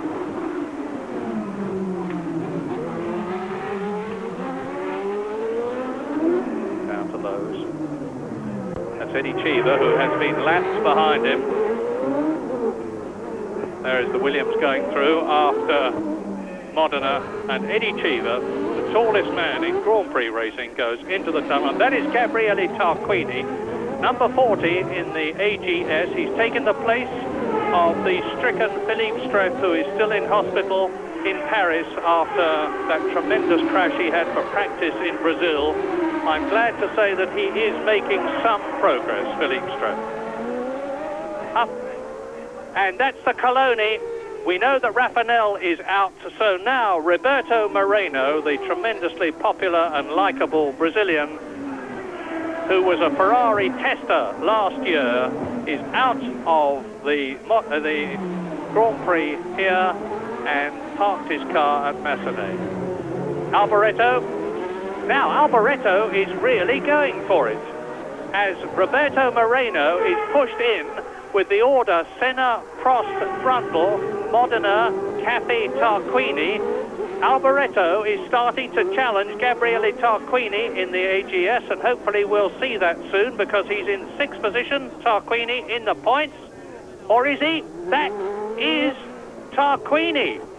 Tarquini touring, so that means to say that with Gabriele Tarquini out of the race, that means to say that Michele Alboreto, in his first race in the new 018 Tyrrell, is in the points. And Jonathan Palmer finished, of course, in fifth position at San Marino, so this is tremendous encouragement for Ken Tyrrell, whose team is unsponsored, amazingly, and has got this new Harvey Postlethwaite designed car with Jean-Claude Migeot doing the aerodynamics. And we're looking now at Alain Prost coming up on the inside of the Dallara at the Massenet, and going very wide indeed. And off is craned Roberto Moreno's car. There are big, gigantically powerful cranes all around this circuit here at Monaco to lift cars out of the way, because the last thing you want, of course, is a car parked on the racing line. We are on lap 49 now. Senna leads Prost by now 48 seconds, which is almost the lead that he had last year when he went off. But last year, unlike this year, Prost was not second for most of the race, and I'm sure that Ayrton Senna, being the cool and calculated chap that he is not going to make this year the mistake that he made last year. So he leads Prost by the thick end of a minute now, 48 seconds. Brundle in third position. And still, Stefano Modena is in fourth position ahead of Cathy. Alboreto up into the points in sixth place. Nannini up a place into seventh. Capelli up into eighth position, and then Eddie Cheever is now ninth. Yes, I should think Senna's mistake of last year is still haunting him. I should think he's giving it a lot of thought right now. It was at about this stage of the race that he threw it away. I think there's no danger of him doing it again. And effectively, there are now 15 cars in the race, with Johnny Herbert in 15th place, 3 laps adrift. Senna leading, Prost second, Brundle third. And Brundle is now 2/3 of a lap. He's 61 seconds behind Ayrton Senna in the lead. 4th is Modena, 5th is Caffey, 6th is Alboreto, 7th Nannini, and in 8th place Ivan Capelli. As we look at Jonathan Palmer, who is 10th, and now we are into the pits with Martin Brundle. You see that, and out of the car, Martin. Well, this is what I'm at a loss for words, because I can't understand why Brundle has leapt out of the car, but they're still holding it on the jacks off the ground. He's obviously not retiring. They're doing something to the car. This is a marvellous use of the on-car camera at which it disappears. Yes, and they were quite clearly working on something sort of low down in the cockpit, so maybe something has fallen off in there. It was bashing him around or whatever. One can only speculate. Well, you watch the television, I'll do the same, because I'm looking across while you also look at Alain Prost, because Martin Brundle's car is parked just to my left in front of me in the pit lane. I can tell you they're still working furiously on it, but it means to say now that Modena has gone up into 3rd position, and Caffey will very shortly be in 4th place. Indeed, Caffey is now in 4th place. Senna has lapped everybody up to Modena, who is in 3rd position. He's leading Prost, who is now going quite considerably slower in lap times, and you're looking at Alain Prost now than Senna. Alboreto is up into 5th place. Nannini is in the points, and there it looks like one of the arrows.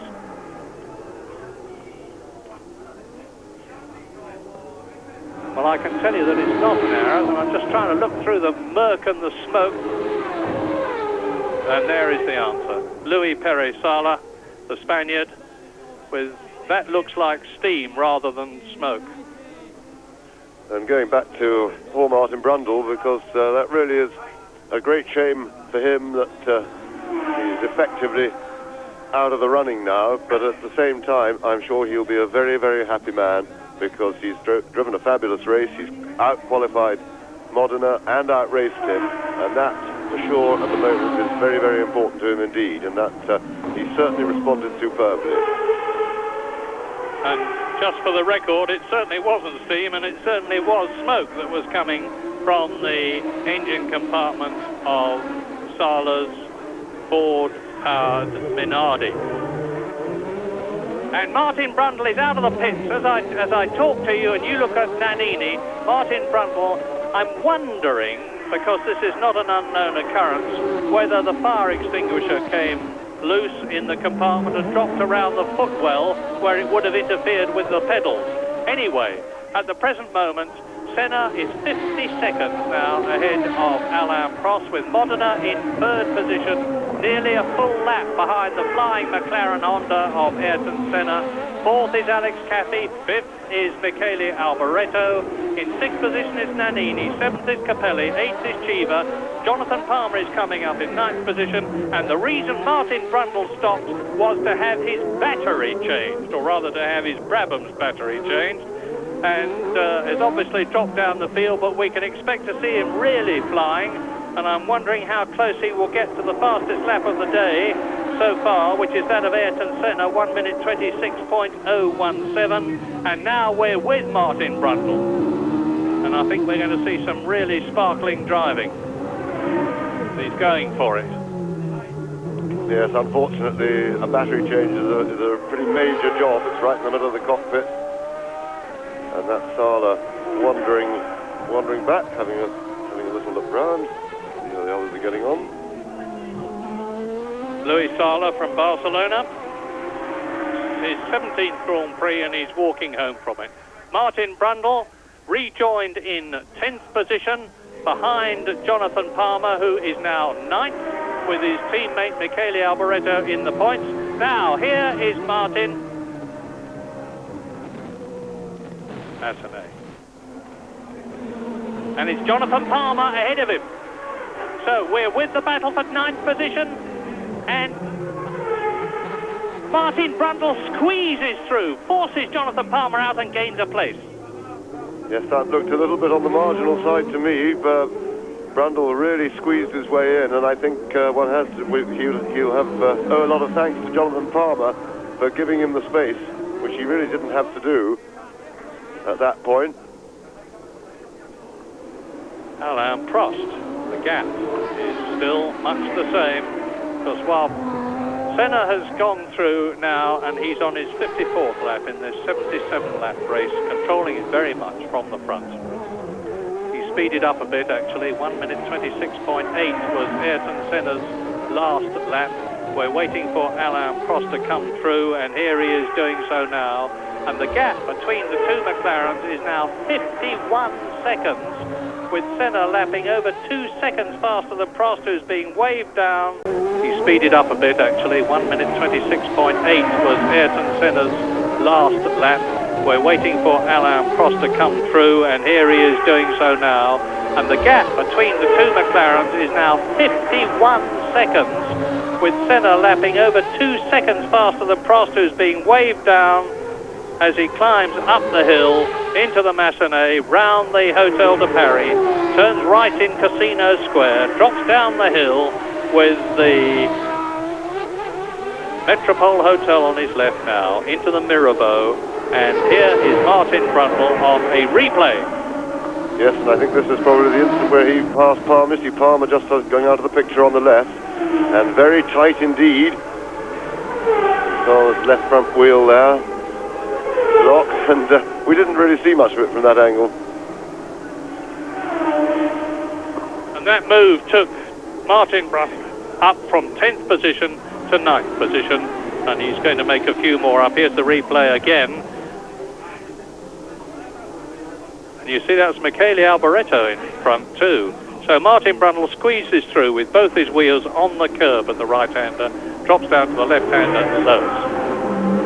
And I think if and when he watches an action replay of that manoeuvre, he'll be very grateful to Jonathan Palmer, because I think Martin would be the first to admit he overcommitted himself there and got himself into a bit of trouble, and it was only the good sense and the alertness of Palmer that avoided it coming together.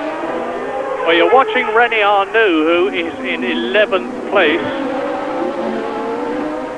and the race order on this, the 55th lap, is Senna, Prost, Modena, Cappi, Alboreto 5th, Nannini in 6th position, Capelli in 7th place. Only Senna, Prost and Modena are on the same lap, and Modena is not going to be on the same lap very much longer, because he's going to be caught and passed by Senna, and maybe we'll be able to see that from his on-car camera. In 6th position behind Alboreto, it's Nannini. 7th is Capelli. Then 2 laps adrift in 8th position is Eddie Cheever, being chased hard by Martin Brundle, 9th, ahead of Palmer, 10th. René Arnoux is 11th, and Thierry Boutsen, who rejoined the race some time ago after his pit stop, is in 12th position, but well down. And that is Alessandro Nannini in 7th place. Modena. Now watch, see they're keeping away from the edge of the curb there because of the oil that they knew was laid down earlier on. And Ivan Capelli is now stuck behind René Arnoux. And Capelli is in 6th position, so he's coming up to try to lap the Frenchman. Let's see if he succeeds. There's Capelli 6, and he goes through at the chicane, squeezes past René Arnoux, who is in 11th place, has been lapped by Capelli. And you can see that Capelli in turn has got Modena behind him on the circuit, but very much ahead of him on the race, because Modena is nearly a full lap ahead of Ivan Capelli, the Italian, in the new March. And now Modena's coming up to take Arnoux. Modena, who is in 3rd place, Arnoux, who is 11th, and we're watching, and Senna is catching both of them. Senna to catch Modena, who is 3rd, Modena to lap Arnoux, who is 11th. Let's watch it. So there's the fastest man on the course, Ayrton Senna. Being held back by Modena and Arnoux. Is this going to give Alain Prost an opportunity to close up? Now, Senna's going to need all the courage, determination and grit that he's got to get past this lot. Modena squeezes through. Arnoux shuts the door. Senna dives through on the inside. So that's one place gained. And that's the most difficult one as far as Ayrton Senna was concerned, because I think that he will dispose of Modena more easily. And I thought Senna was pretty brave then to follow Modena through on the Mirabeau there, and thought he took a bit of a risk, but he got away with it. And now, of course, he is past Modena. A little bit of a brake block there from one of them. I saw a puff of smoke. Everybody through without damage, and the threat of Arnoux is quiet again for a while.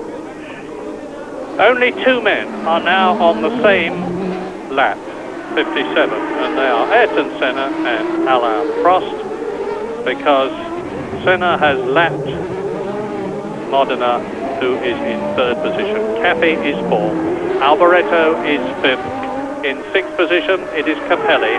So the new march in its first race, the 891, with Ian Phillips, Adrian Newey and Tim Holloway determined to race it and get some racing mileage, are being paid back by an in-points position for Ivan Capelli in the new march, who's yet to score points in this 1989 season. And you're looking at Alain Prost, who I think has not got a hope of catching Ayrton Senna unless something pretty dramatic happens to the Brazilian, like car trouble, which is frankly inconceivable these days with the McLaren chassis and the Honda engine, or Senna being blocked by somebody or hitting a patch of oil or something like that. Senna has got the race in his pocket, provided he just keeps going. And he's now on lap 58, so there's nearly 20 laps to go, but Prost would have to gain something like 2 seconds a lap to catch him, never mind get past him. And that is Gabriele Tarquini walking in.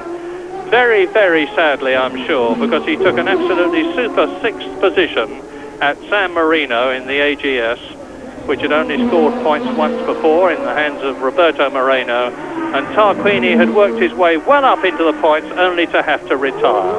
And here is Alain Prost. The gap now 46 seconds. But Prost is lapping 3 seconds faster than Senna, but I'm quite sure it is because Ayrton Senna has just decided he's going to take things very, very easily indeed, knowing that he can do so, give away seconds a lap to the hard-chasing Alain Prost and still win this race. Modena in third position, Cafe in fourth place. They're both on the same lap, as is the fifth position man Michele Alboreto and the sixth position man Capelli. And Alboreto going absolutely superbly. A lot of people said that Michele was over the hill after he had left Ferrari, but he's giving the lie to that in this race. Prost. Now let's see what Prost's lap time is. Senna's just gone round in 1 minute 27.7, and Alain Prost, chasing hard in second position, has just put up the fastest lap of the race. Prost has gone round in 1 minute 25.9, so he obviously hasn't given up, Alain Prost, because on lap 58 there is a new lap record by Alain Prost, who is certainly chasing very hard. Now there is Senna, and the gap is just under 44 seconds, with Senna coming through to complete a lap very shortly. Yes, I think realistically though, Prost isn't really giving chase to Senna, because I'm sure he knows that Senna is capable of responding so long as his car is mechanically healthy. There's nothing really that Prost can do about chasing for a win. Well, we've got two ways of checking, one of which is with my stopwatch, and I've got it running on Alain Prost now, waiting for it to come through and complete the lap as we ride with Stefano Modena chasing the Williams in front of him, and Senna well on his way on this, his 60th lap out of 77. The gap was something like 47 seconds between him and Alain Prost, who should be appearing in my sight. Indeed, I can see him now, and he goes through, and the gap is 40.8 seconds. Prost is definitely, and he's gone round he's broken the lap record again. Alain Prost has just gone round in 1 minute 25.5, and the gap is down to 41 seconds. Well, the only thing that I can think of that maybe has suddenly spurred Prost on like this is that maybe over the radio he's heard that Senna has got some sort of a problem with his car, because there is no other reason for Prost to be going this quickly at this stage of the race when he's that far behind Senna and a long, long way in front of Stefano Modena, some 48 seconds ahead of Modena, some 40 seconds behind Senna. But something seems to have got into him, and we'll sit back and watch what happens. Yes, and meantime, let's give a very, very big hand to the man you're watching now, number 8, Stefano Modena, who is only in his 14th Grand Prix. Last year, he drove in the absolutely dreadful Eurobrunn and was not able to demonstrate the very real talent he has. He's grasping his opportunity in 1989 with both hands because he's in a superb motor car, the Brabham Judd. He's in 3rd position and looking like finishing on the podium for the first time in his career, a career which I'm sure is very capable of extending to become world champion one day. He is that good. Now, meantime, Senna is fighting back. 1 minute 27.1 compared with Prost 1 minute 28.2. The gap remains at 42 seconds. Senna leads on lap 61 out of 77 by 42 seconds from Alain Prost. Modena is still 3rd. Cathy is still in 4th position, so it's McLaren 1st, McLaren 2nd, Brabham 3rd, Dallara in 4th position. In 5th place, the Tyrrell of Michele Alboreto, and in 6th position, the March of Ivan Capelli. 7th is Nannini in the Benetton. 8th is Eddie Cheever in the Arrows. 9th is Martin Brundle, fighting back after having lost all that time changing his battery in the pits. And we are looking now at Capelli, chased by Boutsen. Capelli, who is, I remind you, in 6th position. Boutsen, 2 laps behind him in 11th place. And there is the confirmation. You can see only 2 people on the same lap, Senna and Prost. And the 1989 Monaco Grand Prix is drawing to a conclusion. 16 laps to go. Capelli and Boutsen. A long, long distance between them in the race. Not very much distance between them on the track. There's the new March with its new sponsorship. There's Boutsen, and you're actually looking at the 1988 type Williams with the new Renault V10 engine, because the new car, the Patrick Head design new car, has yet to appear. They're very satisfied with the performance of both the car and the engine, and you can see that Boutsen is being caught by the Brabham Judd behind him, and Senna is now on his 62nd lap and extending the gap. So any thoughts that we, or I suspect anyone else may have had, that Alain Prost could do something about Ayrton Senna are being very rudely dispelled by the Brazilian, who will certainly want to establish or attempt to establish psychological dominance as Boutsen goes through and takes Capelli. Senna will be trying very hard indeed, particularly after the unpleasantness following Imola between himself and Alain Prost. And we're riding now in the Brabham Judd of Stefano Modena in 3rd position. He's been lapped by both Senna and Prost. And he's having another go at Capelli and goes through. Capelli drops back, putting racing miles on the new March. We're on lap 63. McLaren Honda leads, McLaren Honda 2nd, Brabham Judd 3rd, Senna, Prost, Modena. And Eddie Cheever creeping up the field into 7th place now. He's passed Nannini and is some 4.5 seconds ahead of him now. And Ayrton Senna lapping just under 1 minute 27 compared with Prost 1 minute 29.2. Prost over 2 seconds a lap now, slower, and indeed than Senna. Indeed, Modena is now lapping faster than Prost is, and Cappy in fourth position is lapping very little slower than the McLaren Honda of Alain Prost there. 4 times a winner at Monaco, a most incredible record, 1984, 5, 6 and last year. And Senna, of course, won in 1987 in the Lotus.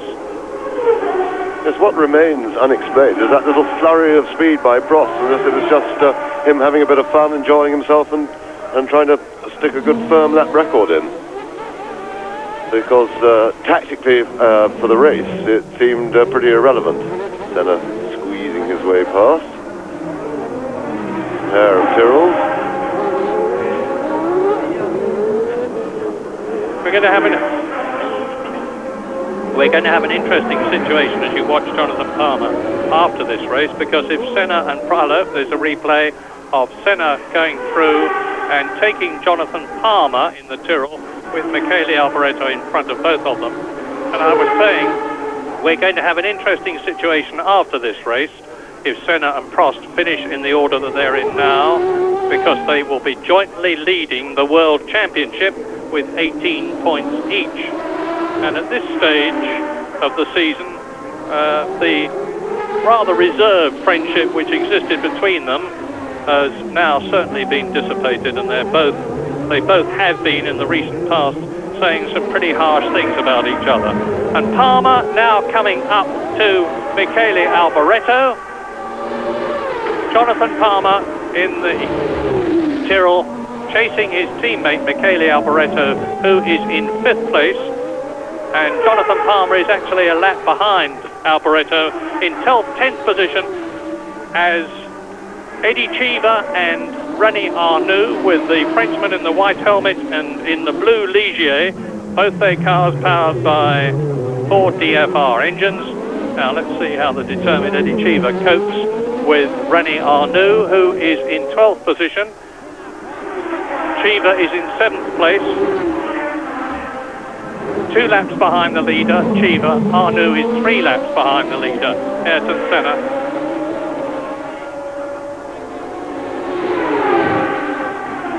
Meantime, Ayrton Senna is remorselessly reeling off the laps. He's on his 65th lap now, just 12 laps to go. Cheever goes through, and Arnoux actually interlocks wheels momentarily there. The Frenchman's judgment seemed to be a bit lacking there. Now De Cesaris is trying to take him in the Dallara. Andrea De Cesaris, who is well down actually, he's in 14th place, having had trouble earlier on. And here's the replay. Now watch Arnoux.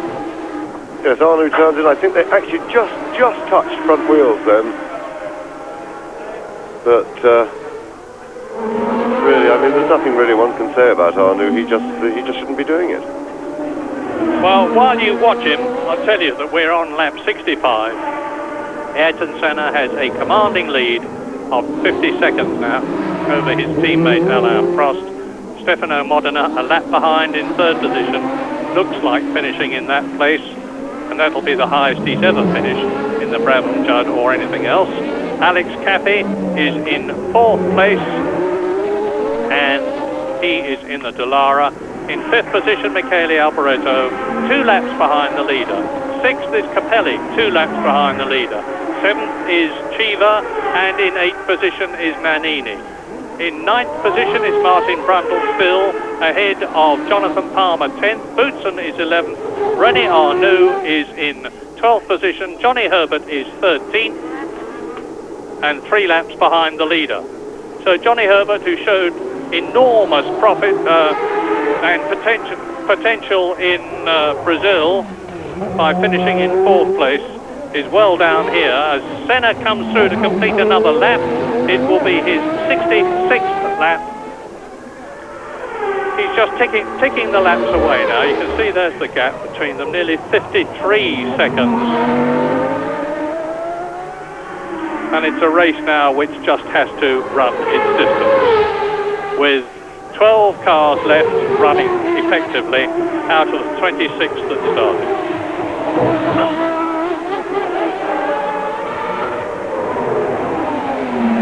This is the mirror boat. And this is Martin Brundle. It's Arnoux in front of him. Martin Brundle in 9th position. About to lap, or is he? René Arnoux, who is in 12th place, exiting the Rascasse with the McLaren behind them. Now is Arnoux going to let Brundle through? Brundle just absolutely sails past the Frenchman. Prost is coming up to lap him again now, having already done so. And in the background you can see the Williams of Thierry Boutsen, the Williams Renault. This is lap 67. 10 laps to go. Prost inside Arnoux, who goes wide, locks up his right front momentarily. Now Prost is setting about Brundle, who is in 8th position now. Martin Brundle has gained a place. He's up into 8th position.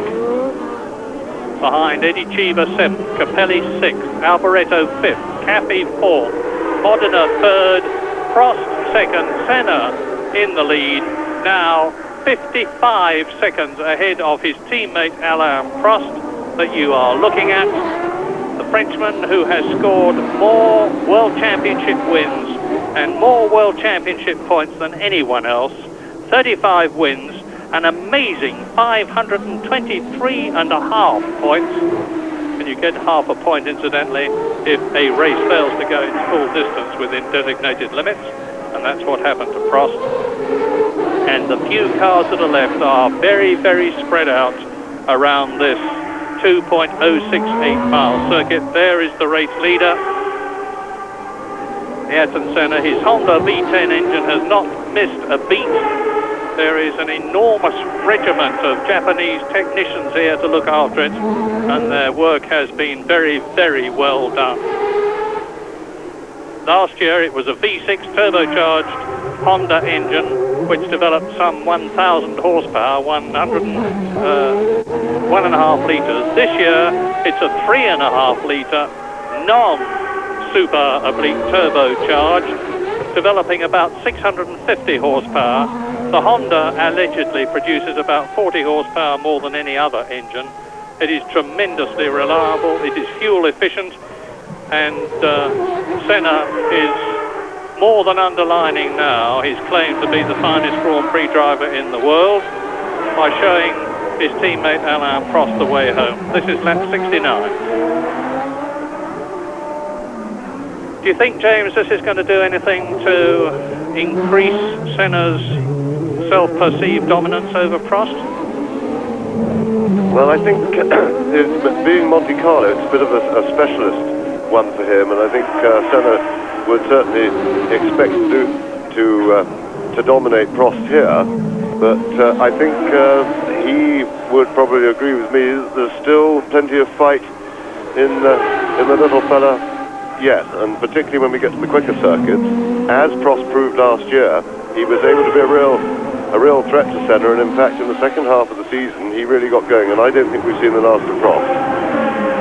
Well, this is De Cesaris chasing the arrows of Eddie Cheever. De Cesaris, who is in 14th place, Cheever, who is in 7th position, and Eddie Cheever really deserves a finish in the points.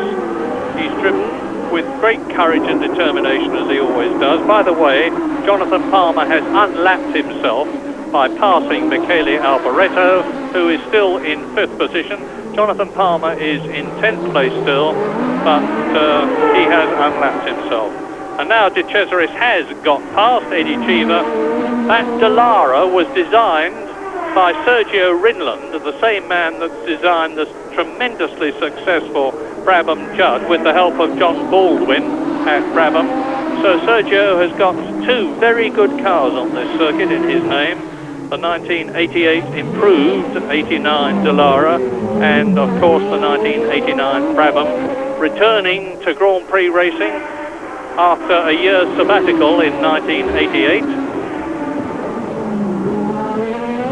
And Martin Brundle is now in 8th position. Now, there's the battle, because Eddie Cheever that you're looking at there, number 9 in the arrows, is in 7th position. Martin Brundle, number 10, I'm sorry, Cheever, Derek Warwick is number 9, and he's being reeled in by Martin Brundle, having replaced that battery. Brundle is lapping in 1 minute 27.2, which is by far the fastest on the circuit. He's 1.3 seconds a lap faster than Ayrton Senna now. Senna, of course, has slowed down considerably. And now we're riding with Modena. This is not Brundle, this is Modena. And Brundle is still closing the gap between himself. And there is Modena up with Michele Alboreto. Alboreto is in 5th place, is about to be lapped by the 3rd place man, Stefano Modena. There's Alboreto in the new Tyrrell 018. And there, number 8 is Modena, 3rd position. He hopes to score his first ever World Championship points by finishing in 3rd position, 4 points.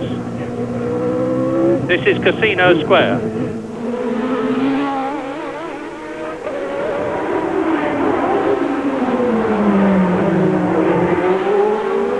Round the right hand of the Mirabeau, this is the 2nd gear, 30 mile an hour Lowe's hairpin. Modena past Alboreto.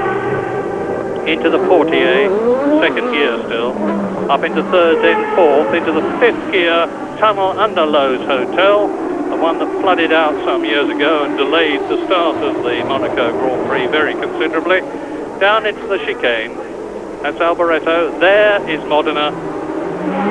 And meantime, Ayrton Senna is on his 71st lap in this 77th lap race.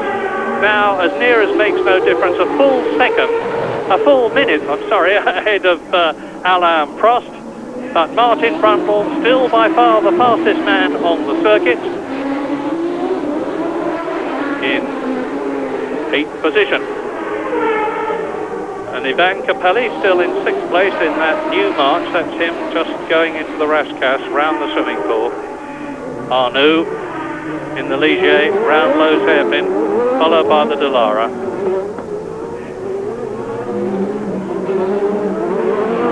And it's the Dallara of Alex Caffey that is chasing him.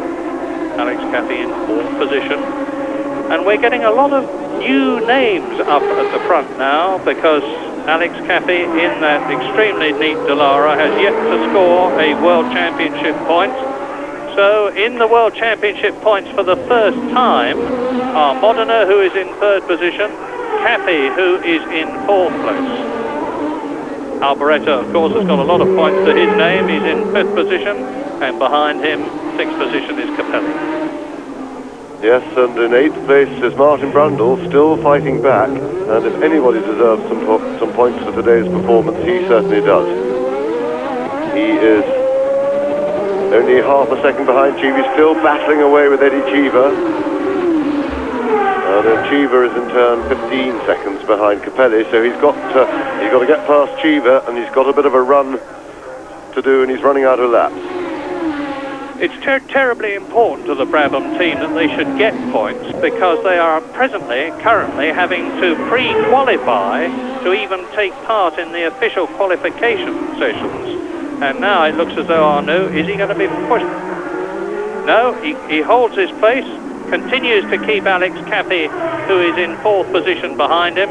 As you can see, there's 5 laps to go to the end of the Monaco Grand Prix, with René Arnoux still assiduously driving on in 12th position, holding back Alex Caffey, who is in 4th place, into the tunnel. And I was saying that it's terribly important to the Brabhams to get points as Caffey forces his way through, and that's Senna coming up to lap both of them, who is on his 73rd lap. He takes Arnoux for the 3rd time Arnoux lets him through. And I will get this out, that at the half distance point of the Grand Prix season, the pre-qualification requirements are re-evaluated, And if Brabham do well in the second half of the season, they will not have to pre-qualify. Someone else will. And meantime, Martin Brundle has got ahead of Eddie Cheever and is in 7th position. He's got 16 seconds to make up on Ivan Capelli if he is to finish in the points, which would be justice for both the Brabhams to finish there. And Ayrton Senna sprints up the hill round the Hotel de Paris on his 73rd lap.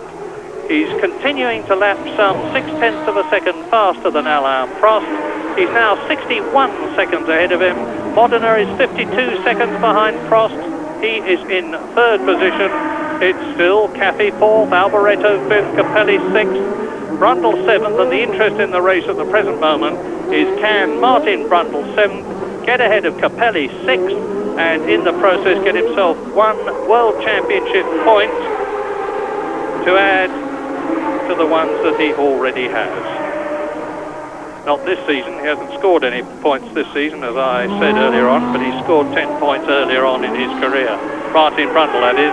That's the distinctive lines of the team-designed McLaren Honda. Neil Oatley leads the team, but there's a lot of extremely capable people, to put it mildly, at Woking, which is where the McLaren International superb modern factory is situated. And Neil Oatley is the leader, and jointly they have produced this magnificent motor car with its Honda V10 engine.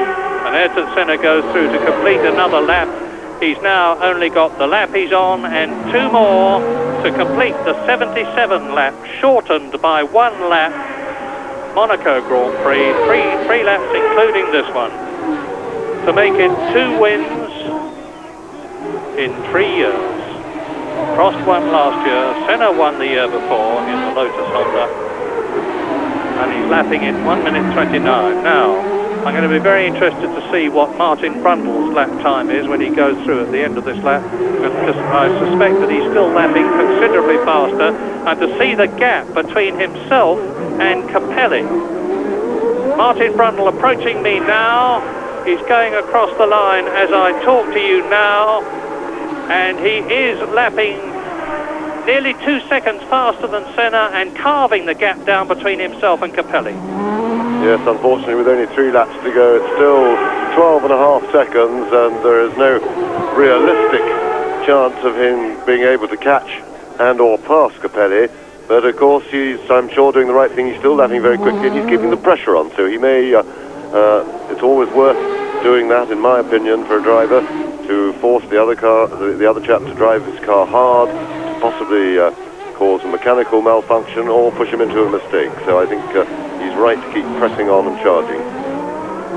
Lap 75 for the man you're watching at Senna. Prost is second, over a minute behind him.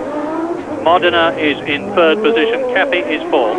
Alboreto is 5th. Capelli is 6th. Brundle is 7th. Cheever is 8th. Nannini is 9th. Palmer is 10th. Thierry Boutsen is 11th, and René Arnoux, 4 laps now behind the leader, is in 12th position ahead of Johnny Herbert, 13th. De Cesar is 14th, and Riccardo Patrese, limping around somewhere in the background, is in 15th position. And between Jonathan Palmer, who is 10th, and Thierry Boutsen, who is 11th, and Nannini, who is 9th, there is less than a second. It would be nice to see that. That's the real fight on the circuit at the present moment, and that is for 9th position, with Nannini in danger of losing it. Senna going through. He is now on his 76th lap, going into the Tabac, the old Tabac, up to the swimming pool, soon to start his last and undoubtedly victorious lap, because he's going to be making no mistakes now. Car is going like clockwork round the Rascasse, and look for the signals. You should see the McLaren mechanics. He goes past his pit now, and Ayrton Senna is well on his way now. He has completed 76 laps. He's on his last lap. Well, tremendous race by Senna. He made it look pretty easy. He fooled us a little bit at the start by looking after his tyres and just taking his time, and then from about 20 laps he really turned up the wick, and although he made it look easy, it's not easy to drive away from Alain Prost like that. So a really marvellous performance by Senna. We know that he loves the street circuit. He's always been very, very quick here. His first real success was here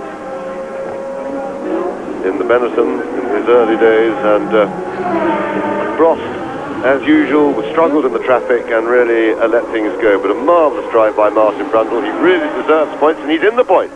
Yes, Martin Brundle is in the points now. He has gone past us in 6th position, and as Ayrton Senna comes through shortly to complete his last lap, the order is going to be Senna, Prost, Modena, Cafe, Alboreto, Brundle. So both the Brabhams will have finished in the points, and Martin Brundle will have got that single point that he so richly deserves. Capelli has disappeared altogether because Chiva is now up into 7th place, and the unfortunate Italian, as Senna gives the clenched fist of victory and tours round the Rascasse, he really is dawdling home to victory, and the checkered flag goes out. Ayrton Senna wins the 1989 Monaco Grand Prix to make it 2 wins in 3 races, and to move up into the World Championship lead jointly with his teammate Alain Prost.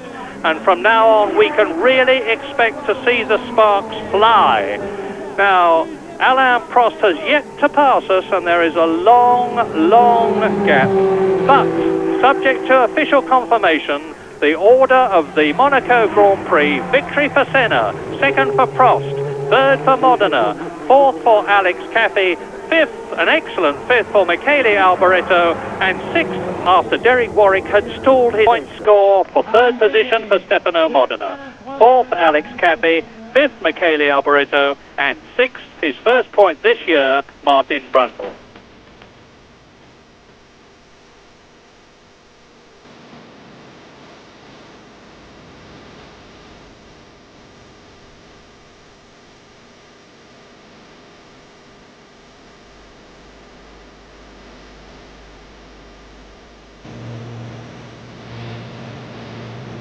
So, after the Monaco Grand Prix, Alain Prost and Ayrton Senna share the lead in the World Championship. 9 points ahead of the 3rd place, Nigel Mansell. 4th equal, Derek Warwick and Alessandro Nannini. And in 6th place, Maurizio Gugelmin and Stefano Modena.